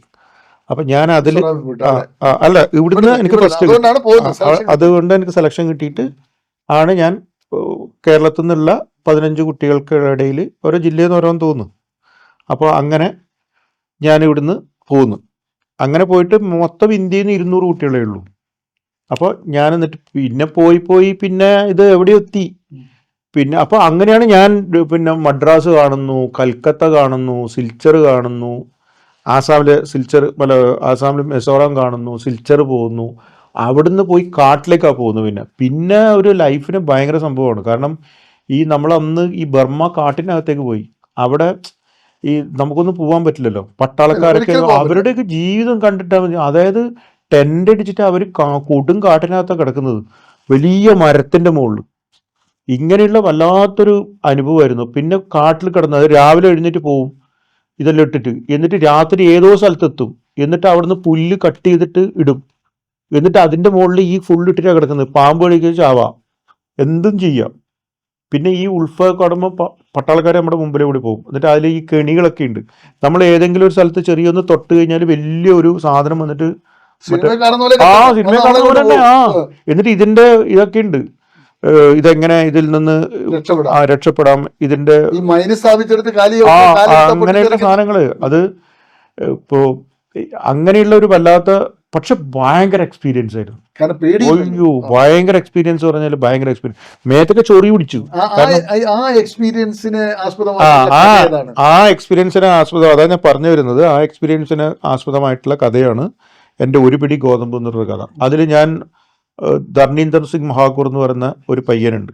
അപ്പോൾ അവനെ പരിചയപ്പെട്ടു. അപ്പോൾ അവന് എനിക്ക് ഹിന്ദി അറിയില്ല, ഒന്നും. അപ്പോൾ PDK പഠിക്കുന്നതല്ലേ, ഇംഗ്ലീഷ് ഒന്നും മര്യാദക്ക് പറയാനൊന്നും അറിയില്ലോ. അപ്പോൾ അവനൊന്നും അറിയില്ല. ഞങ്ങൾ പക്ഷെ ഭയങ്കര ചങ്കിന്റെ ചങ്ക്, രണ്ടാളും കൂടി ഒന്നിച്ചെന്നെ നടക്കല്, കെട്ടിപ്പിടിക്കുക. അവനെന്തൊക്കെയോ പറയും, ഞാൻ എന്തൊക്കെയോ പറയും. അപ്പോൾ ഇതൊക്കെ കഴിഞ്ഞിട്ട് നേരെ വന്ന് കൽക്കത്തയിൽ വെച്ചിട്ട് എല്ലാവരും പിരിയുന്നത്. പക്ഷെ കൽക്കത്തയിൽ വന്നിട്ട് ഞങ്ങൾ പിരിഞ്ഞു. അന്ന് ഫോണില്ല, ഒന്നുമില്ല. അവൻ്റെ അഡ്രസ്സും വാങ്ങിക്കാൻ പറ്റിയില്ല, ഒന്നും വാങ്ങിക്കാൻ പറ്റിയില്ല. അവൻ ഏതൊരു വണ്ടിക്ക് കയറിപ്പോയി. ഞാനിങ്ങോട്ട്, എനിക്ക് അതിഭീകരമായ സങ്കടം വന്നു. കാരണം അവനെ ജീവിതത്തിൽ ഇനി ഒരിക്കലും കാണൂല. അങ്ങനെ ഞാൻ തിരിച്ചു വന്നിട്ട് എന്താക്കി പറഞ്ഞാൽ, പഞ്ചാബി ആയിരുന്നു അവൻ. ഞാൻ നേരെ തിരിച്ചു വന്നിട്ട് എന്താക്കിയെന്ന് പറഞ്ഞാൽ, ഞാൻ പഴയ മഷിക്കുപ്പിയില്ലേ, മറ്റേ പ്രില്ലിന്റെ മറ്റേ ഇതാക്കി ആ മഷിക്കുപ്പി കഴുകിയിട്ട് അതിൽ ഞാൻ കുറച്ച് ഗോതമ്പ് ഇട്ട് വെച്ചു. എന്നിട്ട് ആക്കിയിട്ട് എൻ്റെ തലയിണേന്റെ സൈഡിൽ വെച്ചിട്ട് ഞാൻ കിടന്നു. അവൻ അവിടെ ഉണ്ടെന്ന് പറഞ്ഞിട്ട് അങ്ങനെ ഞാൻ കുറേ ഒരു 1-2 വർഷത്തോളം ആ ടിന്ന്, ആ കുപ്പിയിൽ വെച്ച ഗോതമ്പന്റെ ഇതുണ്ടായിരുന്നു. അത് വെച്ചിട്ട് ഞാൻ കിടക്കണി എപ്പോഴും. അത് എന്ത് ഭയങ്കര സ്നേഹം കൊണ്ടാണത്. അപ്പം ഇത് ഭയങ്കര ഇതാണ് ഞാൻ ശരിക്കും ഒരു പിടി ഗോതമ്പ് എന്ന് പറയുന്നത്. ഈ ബിരിയാണി ഇടക്കാലത്ത് വലിയ വിവാദമായല്ലോ. അതിനകത്ത് ഈ മുസ്ലിം കഥാപാത്രങ്ങളും കാര്യങ്ങളൊക്കെ കടന്നു വരുന്നു. എന്താ അതിന്റെ ഒരു ബേസ്? അതെന്താണ്? അതൊന്നുമില്ല. അത് ആ ബിരിയാണി എന്ന് പറയുന്ന കഥ ഒരാൾ വായിച്ചിട്ട്, ഞാൻ പേരൊന്നും പറഞ്ഞ എല്ലാവർക്കും അറിയാം, അയാൾ വായിച്ചിട്ട് അതിൽ എന്താണെന്ന് വെച്ചാൽ അതിൽ പേരുകൾ മുഴുവൻ മുസ്ലിം പേരുകളാണെന്നും പറഞ്ഞിട്ട് അത് മനഃപൂർവ്വം ഇയാൾക്കൊരു ഇസ്ലാമോഫോബിയ ഉള്ളത് കൊണ്ടാണ് ഇയാളിത് ചെയ്തിരിക്കുന്നത്. ഇത് മുസ്ലിങ്ങളൊക്കെ ഇങ്ങനെയുള്ള ആളുകളാണ്, കലന്തൻ ഹാജിനെ പോലുള്ള ആളുകളാണ്. ആഡംബരം, ബിരിയാണിയും മറ്റേ ധൂർത്തും മറ്റേ 4 കല്യാണവും ഒക്കെ ആയിട്ട് കിടക്കുന്ന ഒരു ഭയങ്കര ഇങ്ങനെയുള്ള ബിരിയാണി രൂപപ്പെടാൻ നിങ്ങളുണ്ടായ ഒരു അല്ല. ബിരിയാണി രൂപപ്പെടുന്നത് ഒരിക്കലും ഞാൻ കാസർഗോഡ് ജീവിച്ച ഒരാളാണ്. കാസർഗോഡ് എഴുതിയത് കൊണ്ടാണ് കാസർഗോഡിലെ കുറെ കഥാപാത്രങ്ങൾ അതിനകത്ത് വരുന്നത്. അതിൽ പ്രത്യേകം പറയുന്നൊരു സാധനമുണ്ട്, ഇതൊക്കെ ഞാൻ കുറെ പറഞ്ഞതാണ്. പ്രത്യേകം പറയുന്ന സാധനം വെച്ച് കഴിഞ്ഞാൽ അവിടെ ഈ ബിരിയാണി റൈസ് വരുന്ന സമയത്ത് അവിടെയുള്ള കലന്തൻ ബസുമതി റൈസ് വരുന്ന സമയത്ത് കലന്തൻ ഹാജി എന്ന് പറയുന്ന ആ വലിയ സമ്പന്നന്റെ അസിസ്റ്റന്റ് ആയിട്ടുള്ള അസൈനാർക്ക പറയുന്നുണ്ട്, ഇത് നിങ്ങൾ മുസ്ലിങ്ങൾ എടുത്ത ചല്ലുപുല്ല് മാപ്പിളാർക്കുള്ള ബിരിയാണി അല്ല ഇത് ഞങ്ങളെ പോലെ വലിയ ആൾക്കാർക്കുള്ള ബിരിയാണി. അപ്പോൾ അവിടെ ഒരു ഡിസ്ക്രിമിനേഷൻ ഉണ്ട്, ചല്ലുപുല്ല് മാപ്പിളാർക്കുള്ള എന്ന് പറയുന്നത്. ഇത് നോക്കുന്നില്ല ആൾക്കാർ. ഞാൻ പറഞ്ഞിരിക്കുന്നത് ഈ ദൂർത്ത് ഒരു ഇതായിട്ട് കൊണ്ട് നടക്കുന്ന ഒരു സമ്പന്ന വർഗത്തിന്റെ ഒരു ബോധത്തിന്റെ മുകളിലേക്കുള്ള ഒരു പ്രതിരോധം എന്നുള്ള രീതിയിലാണ് ഞാനിത് ബോധത്തിലേക്കും ആ എഴുത്തിലേക്കും വരാനുള്ള ഒരു അല്ല വരുന്നത്. അത് ഈ നമ്മളിപ്പോ പലപ്പോഴും ഒരു കല്യാണത്തിൽ പങ്കെടുത്തപ്പോ, ഞാൻ ഒരു ഭയങ്കര ദൂർത്ത് കല്യാണത്തിൽ പങ്കെടുത്തു, ഒരു സ്റ്റാർ ഹോട്ടലിലാണ്. അവിടെ ഞാൻ പുറത്തേക്ക് ഇറങ്ങി വന്നപ്പോൾ ഒരു തോർത്ത് മുണ്ട് കൊടുത്തിട്ട് ഒരു മനുഷ്യൻ ഈ രാത്രി 12 മണിക്ക് എറണാകുളത്ത് നിന്ന് എന്നോട് എന്തെങ്കിലും പൈസ ഉണ്ടോ എന്ന് ചോദിച്ചു. അപ്പം ഞാൻ നോക്കി അറിഞ്ഞാൽ അയാൾ ഒരു യാചകൻ എന്ന് പറയാൻ എനിക്ക് തോന്നിയില്ല. പിന്നെ ഒരു തോർത്ത് കൊടുത്തിട്ട് നമ്മളെ ഒരു വയനാട്ടിൽ നിന്നെല്ലാം വരുന്നില്ലേ, അതായത് ഇയാൾ ഒരിക്കലും ഒരു ബംഗാളിൽ നിന്ന് വന്ന ഒരാളല്ല. അപ്പം ഞാൻ ഇയാളിങ്ങനെ കണ്ടു, എനിക്ക് പൈസ കൊടുക്കാൻ എൻ്റെ കയ്യിൽ ഉണ്ടായിരുന്നില്ല. കാരണം വെച്ചാൽ 500 രൂപ ആ സമയത്ത് കൊടുക്കാൻ പറ്റില്ല. അപ്പോൾ അല്ല, എൻ്റെ ഇതില്ല, ചില്ലറിയില്ല. അപ്പോൾ പിന്നെ അങ്ങനെ നമുക്ക് എടുത്തിട്ട് കൊടുക്കാൻ പറ്റില്ലല്ലോ. അപ്പം ഞാൻ വിട്ടിട്ട് പോയി.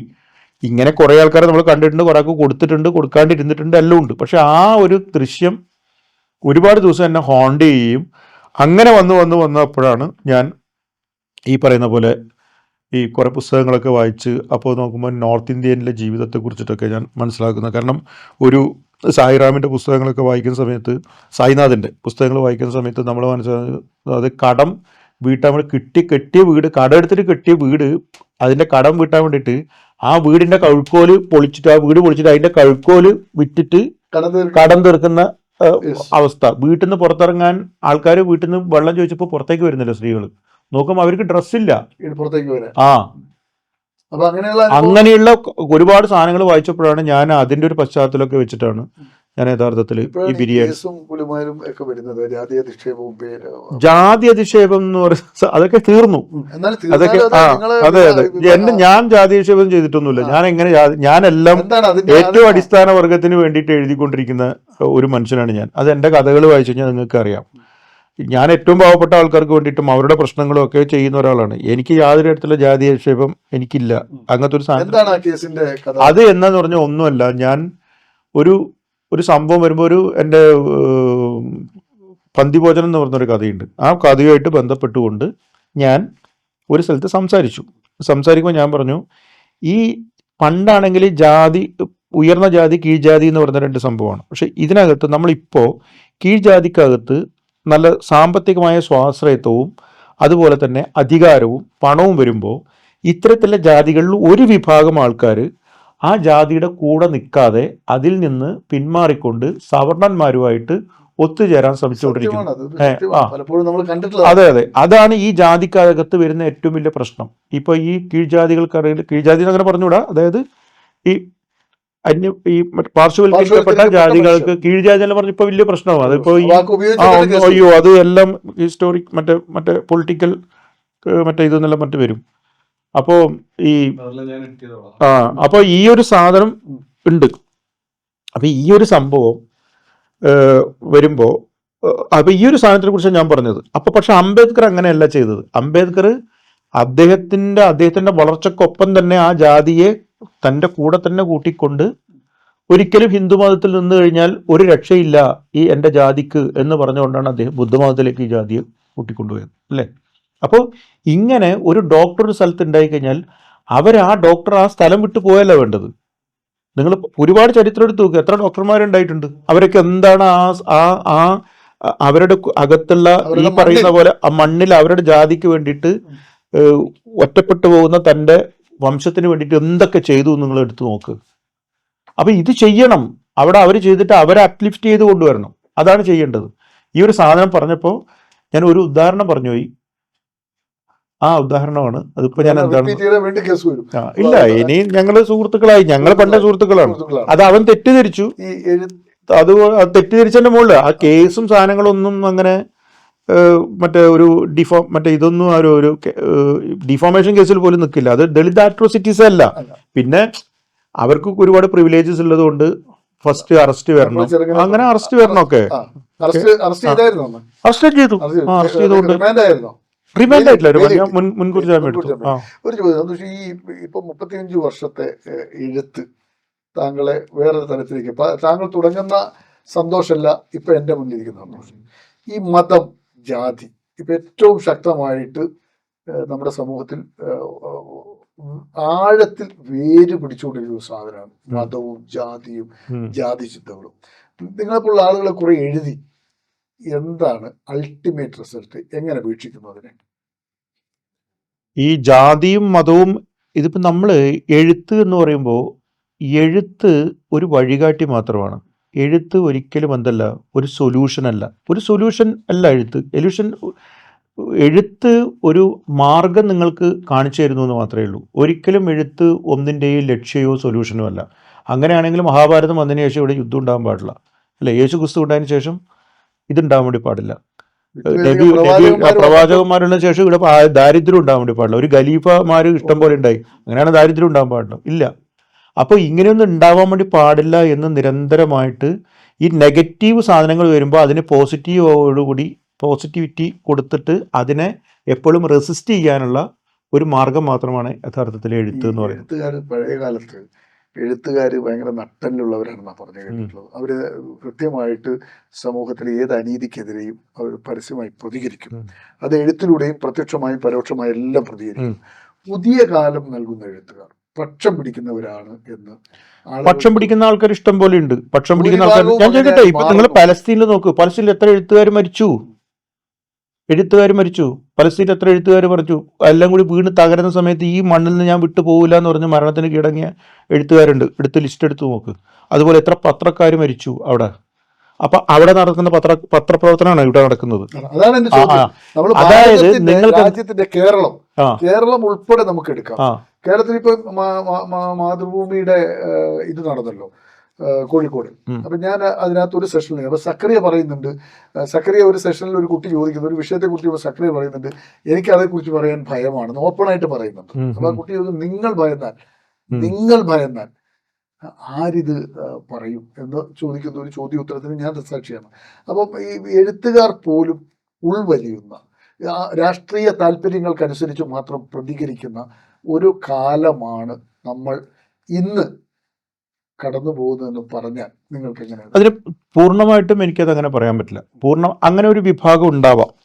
അങ്ങനെ അതിന് വേണ്ടിയിട്ട് ഒരു പാർട്ടിയുടെ കൂടെ നിന്ന് കഴിഞ്ഞാൽ, അല്ലെങ്കിൽ ഒരു മതത്തിൻ്റെ കൂടെ നിന്ന് കഴിഞ്ഞാൽ, ഒരു സ്വന്തം സ്വാർത്ഥ താല്പര്യങ്ങൾക്ക് വേണ്ടിയിട്ട് അങ്ങനെ നിന്ന് കഴിഞ്ഞാൽ കുറേപാട് ബെനിഫിറ്റുകൾ കിട്ടും എന്ന് ആഗ്രഹിക്കുന്ന ആൾക്കാരുണ്ടാവാം. ഞാൻ അതിൽപ്പെട്ട ഒരാളല്ല. ഞാൻ ഒരു തരത്തിലുള്ള ഒരു പാർട്ടീൻ്റെ ഒരു സംഭവത്തിന് വേണ്ടിയിട്ടോ അല്ലെങ്കിൽ ഒരു അധികാരത്തിന് വേണ്ടിയിട്ടോ ആഗ്രഹിച്ചില്ല അതിലേക്ക് പോകുന്ന ഒരാളല്ല ഞാൻ. അങ്ങനെയല്ല. അപ്പൊ നാളെ ഒരാള് നമ്മൾ വിളിച്ചിട്ട് ഒരു സ്ഥാനത്ത് കയറ്റി ഇരുത്തി കഴിഞ്ഞാൽ ചിലപ്പോൾ ഞാൻ ഇരിക്കുമായിരിക്കും. അത് ഒരിക്കലും ഞാൻ പോയിട്ട് അതിൽ നിന്ന് മനഃപൂർവ്വം ഞാൻ അങ്ങനെയുള്ള അവിടത്തേക്ക് എത്താനുള്ള മാർഗങ്ങൾ ഉണ്ടാക്കിക്കൊണ്ട് ആ സ്ഥാനത്തേക്ക് വരുന്ന ഒരാളായിരിക്കില്ല ഒരിക്കലും. മനസ്സിലായി? ഒരു ചോദ്യം, ഇപ്പം പുതിയ തലമുറയിൽപ്പെട്ട കുട്ടികൾ ഇങ്ങനെ ഇരിക്കുന്നുണ്ടാവില്ല. ഒരു എഴുത്തുകാരൻ ഒരു ഉപജീവന മാർഗമാണോ എന്ന് ചോദിച്ചാൽ എന്തായിരിക്കും ഉത്തരം? എഴുത്ത് ഈ പറയുന്ന പോലെ, ഞാൻ എഴുത്ത് എന്ന് പറഞ്ഞൊരു സംഭവം എഴുതി ജീവിക്കും എന്ന് പറഞ്ഞിട്ട് വീട്ടിൽ നിന്ന് ഇറങ്ങിപ്പോയ ഒരാളാണ് ഞാൻ. പിന്നെയാണ് എനിക്ക് ജോലിയും കാര്യങ്ങളൊക്കെ കിട്ടുന്നത്. എഴുത്ത് തന്നെയാണ് എൻ്റെ ഇത്. അപ്പോൾ നമ്മൾക്ക് എഴുത്ത് ഉപജീവനമാണെന്ന് വന്നു കഴിഞ്ഞ് കഴിഞ്ഞാൽ നിങ്ങൾക്ക് ഒരു ജോലി എടുക്കുമ്പോൾ നിങ്ങൾ ഒന്നുമല്ല. ഞാൻ ചോദിക്കട്ടെ, ഈ പറയുന്ന പോലെ നിങ്ങൾ ഒരു ക്ലറിക്കൽ ജോലി, അല്ല ഒരു ക്ലർക്കിൻ്റെ ജോലി, അല്ലെങ്കിൽ ഒരു പഞ്ചായത്ത് മറ്റേ എന്താണ് വില്ലേജ് ഓഫീസറുടെ പണി. ഈ വില്ലേജ് ഓഫീസറുടെ പണി നിങ്ങൾക്ക് ഉപജീവന മാർഗമാണോ? അതൊരു ഉപജീവന മാർഗമാണ്, അതൊരു പണിയാണ്. പക്ഷെ അതേസമയം പണിയാണ്, അതേസമയത്ത് നിങ്ങൾക്ക് അവിടെ ഉത്തരവാദിത്വം ഇല്ലേ? ആ ഉത്തരവാദിത്വം ഒന്നും നിങ്ങൾ ചെയ്തു കൊടുക്കാതെ നിങ്ങൾ ഈ പണി എന്ന് പറഞ്ഞിട്ട് അതിൽ നിന്ന് ശമ്പളം മേടിക്കുന്നതിൽ കാര്യമുണ്ടല്ലോ. അപ്പൊ ഞാൻ പറയുന്ന കാര്യം എന്ന് പറഞ്ഞു കഴിഞ്ഞാൽ, ഞാൻ പറഞ്ഞാൽ ഞാൻ ഒരു സ്ഥലത്തേക്ക് പോകുന്നു, ഒരു സ്ഥലത്ത് പോയി ഞാൻ പ്രസംഗിക്കുന്നു. ആ പ്രസംഗിക്കുക പറഞ്ഞാൽ അല്ലെങ്കിൽ എഴുതുക എന്ന് പറഞ്ഞാൽ എൻ്റെ ഉത്തരവാദിത്തമാണ്. ഞാനൊരു കഥ ഞാൻ ബിരിയാണി എന്ന് പറഞ്ഞൊരു കഥ എഴുതുന്നു. ഇവിടെ ഇല്ലവനും ഇല്ലാത്തവനും തമ്മിലുള്ള ഒരു വലിയ ഒരു അന്തരത്തിന്റെ കഥയാണത്, അല്ലേ? അതായത് ഫുഡ് വേസ്റ്റ് ആക്കി പോകുന്നതിൻ്റെ ഒരു കഥയാണ്. ഈ കഥ നേരെ വന്നിട്ട് ഇത് DC എടുത്തിട്ട് പ്രസിദ്ധീകരിച്ചിട്ട് എനിക്ക് റോയൽറ്റി ആ റോയൽറ്റി തരുന്നുണ്ടെങ്കിൽ ആ റോയൽറ്റി ഞാൻ വാങ്ങുന്നു. അപ്പൊ ഇത് ഉപജീവനമാണോ എന്ന് വെച്ചാൽ, പക്ഷെ ഞാൻ ഇതിനു വേണ്ടി ആ റോയൽറ്റിക്ക് വേണ്ടിയിട്ടല്ല ഞാൻ ഇത് എഴുതുന്നത്. റോയൽറ്റി എന്റെ പിറകെ വരുന്നു എന്ന് മാത്രമേ ഉള്ളൂ. അത് ഏതിലും വേണം, ആയിട്ട് നിങ്ങളുടെ ഉപജീവന മാർഗം അത് ഏതിലും അങ്ങനെ തന്നെയാണ്. നിങ്ങൾക്ക് കിട്ടുന്ന ഒരു ഗവൺമെന്റ് ജോലിയിൽ നിന്നും നിങ്ങളൊരു ഡോക്ടർ ആവുമ്പോഴോ എഞ്ചിനീയർ ആവുമ്പോഴോ എല്ലാം തന്നെ നിങ്ങൾ ആദ്യം നോക്കേണ്ടത് എന്റെ ജോലി ചെയ്യുക എന്നുള്ളതാണ്. ശമ്പളം പിറകെ വരുന്നതാണ് നിങ്ങൾക്ക്. ഒത്തിരി പുരസ്കാരങ്ങളൊക്കെ തേടി വന്നിട്ടുണ്ട് താങ്കളെ. ഈ എഴുത്ത് പുരസ്കാരം, എഴുത്തുകാരൻ എന്ന് പറയുമ്പോൾ അതൊരു വേറൊരു തലത്തിലേക്ക് ഉയർന്നു. നമ്മൾ സാധാരണ മനുഷ്യരിൽ നിന്ന് വ്യത്യസ്തരാണ് എന്നൊക്കെ തോന്നുന്ന കുറേ ആളുകളെയൊക്കെ നമ്മൾ കണ്ടിട്ടുണ്ട്. എന്തിനോടും നെഗറ്റീവായി പ്രതികരിക്കുക, ഞാൻ എല്ലാം തികഞ്ഞനാണ് തോന്നുന്നത്. പല പല കാറ്റഗറിയിൽ നമ്മൾ ആളുകൾ കണ്ടിട്ടുണ്ട്, പ്രതികരിക്കുന്നവരെയും ഞാൻ കണ്ടിട്ടുണ്ട്. എൻ്റെ മുന്നിൽ നിന്ന് ഒരിക്കൽ പുനത്തിൽ കുഞ്ഞബ്ദുള്ളയും എൻ്റെ ഒരു പ്രിയ സുഹൃത്തായ ഒരു കോൺഗ്രസ് നേതാവും, കാരണം തലശ്ശേരി പേൾവ്യൂർ ജൻസിയ രംഗം. അപ്പോൾ പുനത്തിൽ ഇങ്ങനെ ഇരിക്കുന്നു. അപ്പോൾ നമ്മുടെ ദിനേശൻ കരിപ്പള്ളി, ദിനേശല്ല നമ്മുടെ ദിനേശൻ കരിപ്പള്ളി മാതൃഭൂമിയുടെ, ഇവർ രണ്ടുപേരും ഇരിക്കുന്നിടത്ത് മമ്പറം ദിവാരൻ കോൺഗ്രസ് നേതാവ് വരും. അപ്പം ഞാൻ ഇപ്പോൾ ഒരാൾ മമ്പറം ദിവാരനെ പരിചയപ്പെടുത്താണ്. ഇത് DCC പ്രസിഡന്റ്, ഇന്ദിരാഗാന്ധി സഹകരണ ആശുപത്രിയുടെ പ്രസിഡന്റാണ്, DCCയുടെ ജനറൽ സെക്രട്ടറിയാണ് മമ്പറം ദിവാരൻ. അദ്ദേഹം കൈ കാണിക്കുന്നത്, കൈ കൊടുക്കാതെ പറയുന്നത്, എനിക്ക് ഈ രാഷ്ട്രീയക്കാരും വെറും യൂസ്ലെസ്സുകൾ എന്ന് പറഞ്ഞിട്ട് അവരെ തള്ളിപ്പറയുന്ന ഒരു രംഗത്തിന് ഞാൻ ദൃസാക്ഷിയാണ്. അപ്പോൾ ഞങ്ങൾ ഇതിനൊക്കെ മേലെയാണെന്ന് കരുതുന്ന എഴുത്തുകാരെ നമ്മൾ കണ്ടിട്ടുണ്ട്. എന്താണ് താങ്കളുടെ ഒരു നിരീക്ഷണം അത്തരം കാര്യങ്ങളിലൊക്കെ? എഴുത്തുകാരങ്ങനെ എല്ലാവരിലും മേലെയാണോ? എഴുത്തുകാരൻ ഒരിക്കലും എല്ലാവരുടെ മേലെയൊന്നുമല്ല. എങ്ങനെയാണ് എഴുത്തുകാരൻ? എനിക്ക് അങ്ങനത്തെ ഒരു സംഭവം തോന്നിയിട്ടില്ല. കാരണം എന്ന് വെച്ച് കഴിഞ്ഞാൽ നമ്മൾ ഏറ്റവും കൂടുതൽ മനുഷ്യന്മാരെയും ഈ ലോകത്തെയും വളരെ ഒരു സാധാരണക്കാരൻ്റെ കണ്ണിലൂടെ കാണേണ്ട ഒരു വ്യക്തിയാണ്. കാരണം വെച്ചാൽ എൻ്റെ ഒരു ആസ് എ റൈറ്റർ എന്നുള്ള നിലയിൽ എൻ്റെ അസംസ്കൃത വസ്തുക്കൾ, മെറ്റീരിയൽസ് എന്താണ്? എൻ്റെ മെറ്റീരിയൽസ് എന്ന് പറഞ്ഞാൽ എൻ്റെ മുമ്പിൽ കാണുന്ന ജീവിതാനുഭവങ്ങളാണ്, മനുഷ്യന്മാരാണ്. ആ മനുഷ്യന്മാരോട് ഞാൻ നന്നായിട്ട് പെരുമാറിയിട്ടില്ലെങ്കിൽ പിന്നെ ആര് നന്നായിട്ട് പെരുമാറും? എനിക്ക് എങ്ങനെയാണെന്ന് വെച്ചാൽ, ഞാനിപ്പോൾ അവാർഡ് കിട്ടുന്നുണ്ട്, ഞാനിപ്പോൾ ഇവിടെ ഇതായി സന്തോഷിച്ചിരിക്കാനെന്ന് പറയുന്ന ഒരു ലേബലിൽ ഞാനിപ്പോൾ അറിയപ്പെട്ടുകൊണ്ടിരിക്കുന്നത്, ഇതൊന്നും എൻ്റെ വിഷയമേ അല്ല. ഇതൊക്കെ അങ്ങനെ ആയിക്കോട്ടെ. അപ്പോൾ പക്ഷെ ഞാൻ എപ്പോഴും പ്രാർത്ഥിച്ചുകൊണ്ടിരിക്കുന്നത് വെച്ചാൽ എനിക്ക് നന്നായിട്ട് എഴുതാൻ വേണ്ടി പറ്റണം, ചാവുന്നവരെ എനിക്ക് നന്നായിട്ട് എഴുതാൻ പറ്റണം. പിന്നെ അതിന് ബാക്കിയുള്ള ബെനിഫിറ്റൊക്കെ എൻ്റെ ലൈഫിലേക്ക് വന്നിട്ടുണ്ട്. എൻ്റെ ജീവിതത്തിൽ ദാരിദ്ര്യം എനിക്ക് മാറിയിട്ടുണ്ട്, ഞാൻ അത്യാവശ്യം നല്ല രീതിയിൽ ജീവിച്ചുകൊണ്ടിരിക്കുന്നു. ഇതൊക്കെ ഞാൻ അധ്വാനിച്ചിട്ടുണ്ടാക്കിയാണ്, അല്ലാതെ ഞാൻ പോയിട്ട് മറ്റേ കട്ടിട്ടും പിടിച്ചു പറിച്ചിട്ടും കള്ളം പറഞ്ഞിട്ടും ഞാൻ ഉണ്ടാക്കിയതല്ല. ഇതെൻ്റെ സ്വന്തമായിട്ട് എൻ ശശിധരൻ മാഷ്. പിന്നെ എൻ്റെ മെൻറ്റർ പോലുള്ള ഒരാളാണ്. കാരണം എൻ്റെ എഴുത്തിലേക്ക് ഒക്കെ എന്നെ ഭയങ്കര പ്രോത്സാഹിപ്പിക്കുകയും, സത്യം പറഞ്ഞാൽ എൻ്റെ ഒരു ജ്യേഷ്ഠ സഹോദരൻ, എൻ്റെ പിതൃതുല്യനായ ഒരു മനുഷ്യനാണ്.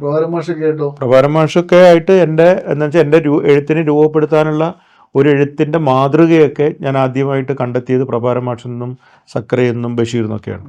അപ്പോൾ ഇവരൊക്കെ നമ്മളെ ഗുരുക്കന്മാരായിട്ടുള്ള ആൾക്കാരാണ്. ഈ ബഷീറിനെ പോലെ സക്കറയൊക്കെ ഇപ്പോൾ ലൈവാണല്ലോ. പ്രഭാരം മാഷും ശശി മാഷും ആരോഗ്യപരമായി കുറെ പ്രതിസന്ധികൾ നേരിടുന്നുണ്ടെങ്കിലും അവരും ലൈവാണ്. രണ്ടുപേരും അല്ല, ഏത് സമയത്തും അവരൊക്കെ എഴുതിയിരിക്കുന്ന വെച്ച് കഴിഞ്ഞാൽ അവരുടെ എഴുത്തിലൂടെ അവരുടെ ജീവിതത്തെ കൃത്യമായിട്ട് അടയാളപ്പെടുത്തിയ ആൾക്കാരാണ്. അവർ ഒരു തരത്തിലുള്ള ഈ പറയുന്ന പോലെ അധികാരത്തിന്റെ പുറകിൽ പോയിട്ടില്ല. വ്യക്തിപരമായി അദ്ദേഹത്തിന്റെ പ്രഭാരം മാഷ മകൻ ഒരു മാധ്യമ പ്രവർത്തകനാണ്, തലശ്ശേരി കറണ്ട് ബുക്സിന്റെ വരാന്തകളിൽ സ്ഥിരമായി കണ്ടുപിടിക്കുന്ന. പിന്നെ അവരൊക്കെ എന്തുമാത്രം വലിയ വൊറേഷ്യസ് റീഡറാണ്, എന്തുമാത്രം വലിയ കഴിവുള്ള ആൾക്കാരാണ്. അവരൊക്കെയാണ് നമ്മളുടെ ഇത്. കാരണം അവരൊന്നും ഈ രീതിയിലുള്ള അഹങ്കാരമോ ഒന്നും കാണിച്ചിട്ടില്ല. പിന്നെ ഞാൻ എങ്ങനെയാണ് അഹങ്കാരം കാണിക്കുന്നത്? അവരൊക്കെ നമ്മുടെ മാതൃകകളാണ്. ഈ എഴുത്തിന്റെ ഒരു ഭാവി, വായനയുടെ ഒരു ഭാവി ആധുനിക കാലഘട്ടത്തിൽ, കാരണം ആളുകൾ ഒരു പുസ്തകം എടുത്തിരുന്ന് വായിക്കുക എന്ന് പറഞ്ഞാൽ അതിന് എത്ര കാലം എന്ന് ചോദിച്ചാൽ എന്താണ് മറുപടി പറയുന്നത്? അത് ഈ മനുഷ്യനുള്ളിടത്തോളം കാലം എഴുത്തുണ്ടാവും. This is not the end of the book എന്ന് പറഞ്ഞിട്ട് ഒരു ജീൻ ക്ലോഡും അതുപോലെ ഈ പറഞ്ഞ പോലെ തമ്മിലുള്ള വിഷയമുണ്ട്. പണ്ട് നിങ്ങളിപ്പോ നേരത്തെ പറഞ്ഞതുപോലെ തന്നെ ഒരു മഷിക്കുപ്പി, ഒരു പെന്ന്, ഹീറോ പെന്ന്, ഒരു പേപ്പർ, ഒരു ബോർഡ്, എഴുതാനുള്ള ഒരു സൗകര്യം, ഇത് ഒരു എഴുത്തുകാരൻ നമുക്ക് അങ്ങനെ. ഇപ്പം വൈക്കം മുഹമ്മദ് മാങ്കോസ്റ്റിൻ മാവിന്റെ താഴെ ഇരുന്ന് ആ മരക്കസേരയിൽ ചാരു കസേരയിൽ ഇരുന്ന് എഴുതുന്ന, വീടി വലിച്ചിരുന്ന്, ഈ സാധനം ഒന്നും വേണ്ട എഴുതാൻ. ഒന്നും വേണ്ട. അല്ലെങ്കിൽ ബഷീറിനും ഈ മാഗോസ്റ്റിനും ചവിട്ടൊന്നും വേണ്ടിയിരുന്നു. ഇത് അവിടെ കൊണ്ടുവന്നിട്ട് കുറെ പത്രക്കാരും മറ്റാൾക്കാരും ഒക്കെയാണ് ഇയാള് മറ്റേ ഇതിന്റെ ഇടയിൽ ഇരുന്ന് കഴിഞ്ഞാൽ മാത്രമേ എഴുതാൻ പറ്റൂ എന്നൊക്കെ പറഞ്ഞു. ബഷീർ ഇതല്ലാതെ വേറെ എവിടെയെല്ലാം ഇരുന്നിട്ട് എഴുതി, ബുക്ക് സ്റ്റാളിൽ ഇരുന്നിട്ട് എഴുതിയിട്ടുണ്ട് പല സ്ഥലത്തും. എപ്പോഴും 24 മണിക്കൂർ മാങ്കോസ്റ്റിന്റെ വഴിയിൽ. മാങ്കോസ്റ്റൻ വലിയൊരു മരമായിട്ടൊന്നും എനിക്ക് തോന്നിയിട്ടില്ല. അതങ്ങനെ അത് ബഷീറിന്റെ കൂടെ തന്നെ വളർന്ന ഒരു മരമാണ് എന്ത് മാങ്കോസ്റ്റിൻ. എഴുത്ത് ഏത് കാലഘട്ടം നിലനിൽക്കും. അല്ല, ഞാൻ നോക്കട്ടെ, നമ്മളിപ്പോ ഒറ്റ കാര്യമുള്ളൂ. ഇപ്പൊ ഇത്രയും ഡിജിറ്റൽ മാധ്യമങ്ങളും കാര്യങ്ങളും വന്നു. ഇതിൽ പറഞ്ഞൊരു കാര്യം വെച്ചാൽ നിങ്ങൾക്ക് പിന്നെ അതായത് നിങ്ങൾ ഇപ്പോൾ ഈ ഡിജിറ്റൽ മാധ്യമത്തിൽ എഴുതിക്കൊണ്ടിരിക്കുന്ന, സോഷ്യൽ മീഡിയാസിൽ എഴുതിക്കൊണ്ടിരിക്കുന്ന ആൾക്കാർ, ഈ സോഷ്യൽ മീഡിയാസിൽ എഴുതിക്കൊണ്ടിരുന്ന ആൾക്കാർ എന്തിനാണ് അവരുടെ പുസ്തകത്തിലേക്ക് അവരുടെ ഇത് പുസ്തകമാക്കുന്നതിനാണ്. അപ്പൊ പുസ്തകം എന്ന് പറയുന്നത് നമ്മുടെ കയ്യിൽ കിട്ടുമ്പോൾ അതിന്റെ ഒരു മണം, അതിന്റെ സംഭവങ്ങളെല്ലാം നമുക്കുണ്ട്. ഇതിപ്പോ ചിലപ്പോൾ പത്രങ്ങളും മറ്റെല്ലാം അതിന്റെ ഒരു സർക്കുലേഷനൊക്കെ ഇടിഞ്ഞു പോകുമായിരിക്കും. പക്ഷെ പുസ്തകം എന്ന് പറയുന്ന സാധനത്തിന് ഒരിക്കലും അങ്ങനെ ഒരു സാധനം പോവില്ല. മാത്രമല്ല, നിങ്ങൾക്ക് ഇപ്പോൾ ഇതിൽ ഞാനിങ്ങനെ ഇതിൽ വായിച്ചുകൊണ്ടിരിക്കുന്നു. കറണ്ട് പോയി കഴിഞ്ഞാൽ, ചാർജ് പോയി കഴിഞ്ഞാൽ പിന്നെ എനിക്ക് വായിക്കാൻ പറ്റില്ല. പക്ഷെ പുസ്തകം എനിക്ക് എപ്പോഴും കൊണ്ടുപോകും. താങ്കളിലേക്ക് വ്യക്തിജീവിതത്തിലേക്ക് കൂടുതൽ കടന്ന് നമുക്ക് അവസാനിപ്പിക്കാം. ജീവിത പങ്കാളിയൊക്കെ എവിടുന്ന് കണ്ടെത്തി, എങ്ങനെയാണ്? ജീവിതക്കാർക്കൊക്കെ കുറെ പ്രണയങ്ങൾ ഉണ്ടാവുക, കുറെ പ്രണയം ഉണ്ടായിരുന്നു. പ്രണയമൊക്കെ ഇഷ്ടപോലെ 3-4 ഉണ്ടായിരുന്നു. അല്ലല്ല, പ്രണയങ്ങളൊക്കെ തകർന്ന് പഞ്ചറായി. പ്രണയം തകർന്നിട്ട് അതിൽ നിന്ന് പ്രണയം തകർന്ന ആൾക്കാർ മാത്രമേ ലോകത്ത് രക്ഷപ്പെട്ടിട്ടുള്ളൂ. താങ്കൾ പ്രണയം തകർന്ന ആളാണോ? അതൊരു കഥ തന്നെ. കറുപ്പ് എന്ന് പറഞ്ഞൊരു അധ്യായം തന്നെ ഞാൻ കുറെ ആളെ പ്രണയിക്കുന്നുണ്ട്. എന്റെ പുസ്തകം, ഞാനൊരു പുസ്തകം എഴുതിയ കാര്യം അത് പറഞ്ഞിട്ടില്ല. എന്റെ ഒരു പുസ്തകമുണ്ട്, ആ താലിമാല തേടി ആരും വന്നില്ല എന്നാണ്. അത് ജസ്റ്റ് പറഞ്ഞില്ലെങ്കിൽ ഞാൻ എഴുതുന്ന ഇപ്പോഴാണ്. കഴിഞ്ഞ 2025 ജൂൺ 17 ആ പുസ്തകം പ്രസിദ്ധീകരിച്ചത്. നമ്മുടെ സ്പീക്കർ എൻ ഷംസീറാണ് ആ പുസ്തകത്തിന്റെ പ്രകാശനം നടത്തിയത്. ഏറ്റുവാങ്ങിയത് തലശ്ശേരി ആർച്ച് ബിഷപ്പ് മാർ ജോസഫ് പാമല. 40 പുസ്തകം എഴുതിയ ആളാണ് അദ്ദേഹം. ശശി തരൂര് വിശ്വപൗരൻ അങ്ങോട്ട് വിശേഷിപ്പിച്ച ആളാണ്. അദ്ദേഹമാണ് അത് ഏറ്റുവാങ്ങിയത്. 2ാമത്തെ പതിപ്പ് ജോൺ ബെട്ടാസ് MP ആണ്. അത് 1 മാസം 15 ദിവസം കൊണ്ട് തന്നെ ആദ്യ പതിപ്പ് തീർന്നു. 2ാമത്തെ പതിപ്പ് ജോൺ ബെട്ടാസ് MP ആണ് പ്രകാശനം. നമ്മുടെ മേയർ മുസ്ലിം മഠത്തിലാണ് ഏറ്റുവാങ്ങിയത്. ആ പുസ്തകത്തിലെ കറുപ്പ് എന്ന് പറഞ്ഞൊരു അധ്യായമുണ്ട്. അതിനകത്ത് ഞാൻ കുറേ ആളെ പ്രേമിക്കുന്നുണ്ട്. ഒരാൾ പോലും എന്നെ തിരിച്ച് പ്രേമിച്ചിട്ടില്ല. എൻ്റെ ഒരു സങ്കടമാണത്. ഞാനിപ്പോഴും അതേക്കുറിച്ച് സങ്കടപ്പെടുന്ന ഒരാളാണ്. ഞാൻ മാത്രം അങ്ങോട്ട് പ്രേമിക്കാം. അല്ല, ഞാൻ അങ്ങോട്ട് പ്രേമം ഉണ്ടായിരുന്നു. പക്ഷെ എനിക്കിത് പ്രേമം പറയാൻ വേണ്ടി ഭയങ്കര പേടിയും ഈഗോ ആണ്. അപ്പൊ കുറെ 2-3 പെൺപിള്ളേർ എന്നോട് ഇങ്ങോട്ട് പ്രേമം പറഞ്ഞ് ഇതാക്കി അവസാനം അവരെന്നെ എന്നെ തേച്ചിട്ട് പോയി. അപ്പൊ നമ്മളെന്തെങ്കിലും പ്രണയം അപ്പോഴാണ് മനസ്സിലാക്കേണ്ടത്. പ്രണയം എന്ന് പറഞ്ഞ ഒരിക്കലും വിവാഹത്തിലേക്ക് പോയി കഴിഞ്ഞാൽ തീർന്നു പണി. ജീവിത പങ്കാളിയെ കണ്ടു, ഒറ്റ ദിവസം മാത്രമേ കണ്ടിട്ടുള്ളൂ. ഒരേ ദിവസം. അതെന്റെ 2 ഫ്രണ്ട്സിന്റെ ഇതായിരുന്നു. അവരന്ന് റിസർച്ച് ചെയ്തോണ്ടിരിക്കുകയായിരുന്നു. ഞങ്ങൾ കണ്ട് അന്ന് തന്നെ ഞങ്ങൾ കല്യാണം കഴിക്കാൻ തീരുമാനിച്ചിട്ട് ഞങ്ങൾ പിന്നെ ഒരു 4-5 മാസം പ്രണയിച്ചിട്ട് ഞാൻ അവളെയാണ് കല്യാണിച്ചത്. അവള് ഇപ്പോ ഇവിടെ കേരള കോളേജിൽ അസോസിയേറ്റ് പ്രൊഫസർ. ഞാനില്ല, ഞാൻ മറ്റേ ദുർഗ ഹയർ സെക്കൻഡറി സ്കൂളിലെ മാഷായിരുന്നു. ഞാനത് റിസൈൻ ചെയ്തിട്ട്, പിന്നെ മാത്രമല്ല അത് എയ്ഡഡ് സ്കൂളല്ലേ, അപ്പൊ എനിക്ക് മാറ്റങ്ങളൊന്നും കിട്ടൂല്ലോ, അവിടെ തന്നെയല്ലേ. അപ്പൊ ഞാനിപ്പോ എന്റെ ഫാമിലിയൊക്കെ സെറ്റിൽ ആയി ഇരിക്കുന്നത് ഇവിടെയാണ്, തൃശ്ശൂരാണ്. തൃശ്ശൂരിലേക്ക് പിന്നെ സിനിമയിൽ ഞാൻ കുറെ വർക്ക് ചെയ്തു. അപ്പൊ സിനിമയെല്ലാം വന്നു. അപ്പോൾ സിനിമയിൽ ഞാൻ സജീവമായി. അപ്പോൾ എറണാകുളത്ത് ഒക്കെയാണ് ഞാൻ. അപ്പോൾ ഇവിടെ പഠിപ്പിച്ചുകൊണ്ടിരിക്കുന്ന സമയത്ത് കുറേ ലീവ് എടുക്കാനൊന്നും പറ്റില്ല. അപ്പോൾ അപ്പോഴേക്കും അങ്ങോട്ട് വിളിച്ചുകൊണ്ടിരിക്കും. അപ്പോൾ ഡിസ്കഷനും അതെല്ലാമായി. പിന്നെ എൻ്റെ ഒരു സുഹൃത്തിന് അപ്പോൾ ഞാൻ അവന് ക്ലെയിം ചെയ്ത് കൊടുത്തിട്ട്, അതവിടെ പൈസ മേടിച്ചിട്ട് കിട്ടിയ സ്കൂളല്ല, അത് മെറിറ്റിൽ കിട്ടുന്നതാണ്. അപ്പോൾ അത് ക്ലെയിം എഴുതി കൊടുത്തിട്ട് കുട്ടികളൊക്കെ, എൻ്റെ ഒരു മോനുണ്ട്, അവൻ ബാംഗ്ലൂരിൽ പഠിച്ചുകൊണ്ടിരിക്കുന്നു, സെക്കൻഡ് ഇയർ. പുതിയ നോവൽ എഴുതിക്കൊണ്ടിരിക്കുകയാണ്. ഡിസംബറിൽ എൻ്റെ ഫസ്റ്റ് നോവൽ വരും. ചെറുകഥകളാണ് എൻ്റെ ഫസ്റ്റ് നോവൽ. ഞാനാണ് ഞങ്ങളുടെ കൂട്ടത്തിൽ ഈ സന്തോഷ് കുമാർ, ഹരീഷ്, ഉണ്ണി, മറ്റേ ബെന്യാമിൻ്റെ കൂട്ടത്തിൽ നോവൽ എഴുതാത്ത ഒരാൾ, കഥയിൽ മാത്രം നിന്ന് ഓടിക്കുന്നത്. അപ്പം ഞാനിപ്പോൾ എൻ്റെ ഒരു ഫസ്റ്റ് നോവൽ ഡിസംബറിൽ വരും. സിനിമയുടെ കാലം എങ്ങനെയുണ്ട്? എഴുത്ത് മാത്രമേ നമ്മൾ പറഞ്ഞുള്ളൂ, സിനിമാ ലോകം എങ്ങനെയുണ്ട്? അല്ല, സിനിമയിലേക്ക് ഞാനിങ്ങനെ എഴുത്തിൽ മാത്രം നിന്ന ഒരാളാണ്. പിന്നെ യാദൃശ്യം, പിന്നെ ഞാൻ സീരിയൽസാണ് എഴുതാൻ തുടങ്ങി. ഞാനും പറഞ്ഞില്ല, ഞാൻ എഴുതിയിട്ട് ജീവിക്കുന്നുണ്ട് പോയത്. അന്ന് എനിക്ക് ജോലിയില്ല, ടെമ്പററി ആയിട്ട് ജോലി ചെയ്തുകൊണ്ടിരിക്കുകയായിരുന്നു. അപ്പോൾ എഴുതി ജീവിക്കുന്നതുകൊണ്ട് പോയപ്പോഴാണ് ഇതിൻ്റെ പ്രതിസന്ധി എനിക്ക് മനസ്സിലായത്. കാരണം വെച്ച് കഴിഞ്ഞാൽ എഴുതിയിട്ട് എങ്ങനെ ജീവിക്കാനാണ്? കാരണം ആകെ ഒരു 1000 കോപ്പിയോ അല്ലെങ്കിൽ 2000 കോപ്പിയോ വിറ്റ് പോകുമ്പോൾ നമുക്കൊരു കുടുംബമോ മറ്റു സാധനമൊന്നും കൊണ്ടുപോകാൻ പറ്റില്ല. അപ്പോൾ എഴുതി ജീവിക്കാൻ പറ്റില്ല. അപ്പോൾ നമ്മൾ പുസ്തകം മാത്രം എഴുതി ജീവിക്കാനുള്ള സാഹചര്യം ഇന്ന് മലയാളത്തിലുണ്ട്. ഇന്ന് ഒരാളുടെ പുസ്തകം ഇപ്പോൾ രാജശ്രീയുടെ പുസ്തകമാണെങ്കിൽ 35,000 കോപ്പിയാണ് വിറ്റ് പോകുന്നത്. 35,000 കോപ്പിയും പിന്നെ 40,000 കോപ്പിയും 50,000 കോപ്പിയൊക്കെ വിറ്റ് പോകുന്നൊരു സാഹചര്യം ഇന്നുണ്ട്. പിന്നെ മറ്റേ പൾപ്പ് ഫിക്ഷൻസ് ഈ പറഞ്ഞ 3 ലക്ഷം കോപ്പി നമ്മുടെ അവന്റെ പയ്യന്റെ പുസ്തകം വിറ്റുപോയി. കൊണ്ടുനടന്ന് വിറ്റൊന്നുമല്ല. രണ്ടാമത് ഭയങ്കരമായിട്ട് ആദ്യം കൊണ്ടുനടന്ന് വിറ്റായിരുന്നു. രണ്ടാമത് അത് ഭയങ്കര ഇതായില്ലേ, ആനന്ദിയും care of Ram care of Anandi, അതൊരു പൾപ്പ് ഫിക്ഷനാണ്. പക്ഷെ അങ്ങനെ വായിക്കുന്ന ഒരു സമൂഹം അങ്ങോട്ട് വന്നിട്ടുണ്ട്. അതിൽ 20% ആൾക്കാർ സീരിയസ് ആയിട്ട് റീഡ് ചെയ്യില്ലെങ്കിൽ വന്നിട്ടുണ്ട്. അപ്പോൾ രാജശ്രീനെ പോലുള്ള ഒരാളുടെ പുസ്തകം 35 എഡീഷൻ പോവാണ്, 35,000 കോപ്പി. അത് എളുപ്പമല്ല. അപ്പോൾ ഷാജിയുടെ പുസ്തകം 25,000 കോപ്പി. അപ്പൊ ഇങ്ങനെ ഒരു 25-30 ഒക്കെ സാധാരണ വിറ്റുപോയിക്കൊണ്ടിരിക്കുന്ന ഒരു സാഹചര്യം കേരളത്തിൽ. പിന്നെ ഒരാൾക്ക് ഒരു ജീവിക്കാൻ വേണ്ടിയിട്ട് 1 ലക്ഷം റുപ്യെങ്കിലും ഒരു മാസം കിട്ടുന്ന രീതിയിൽ മാറും, സാധനം മാറും. അപ്പൊ അത് അവർക്ക് പിന്നീടും അത് എഴുതാനുള്ള പ്രചോദനം ഉണ്ടായിക്കൊണ്ടിരിക്കും. അപ്പോൾ ഇങ്ങനത്തെ ഒരു സാഹചര്യം ഉണ്ട്. അപ്പം അന്ന് അങ്ങനത്തെ സാഹചര്യമല്ല. അപ്പൊ അതുകൊണ്ട് ഞാൻ എന്ത് ചെയ്തെന്ന് വെച്ചാൽ നേരെ സീരിയലിലേക്ക് പോയി. സീരിയൽ റൈറ്റിങ്ങിലേക്കാണ് വന്ന് വീണത്. അങ്ങനെ ഞാൻ 8 മെഗാ സീരിയൽസ് എഴുതി. 8 വർഷം, 8-9 എഴുതി.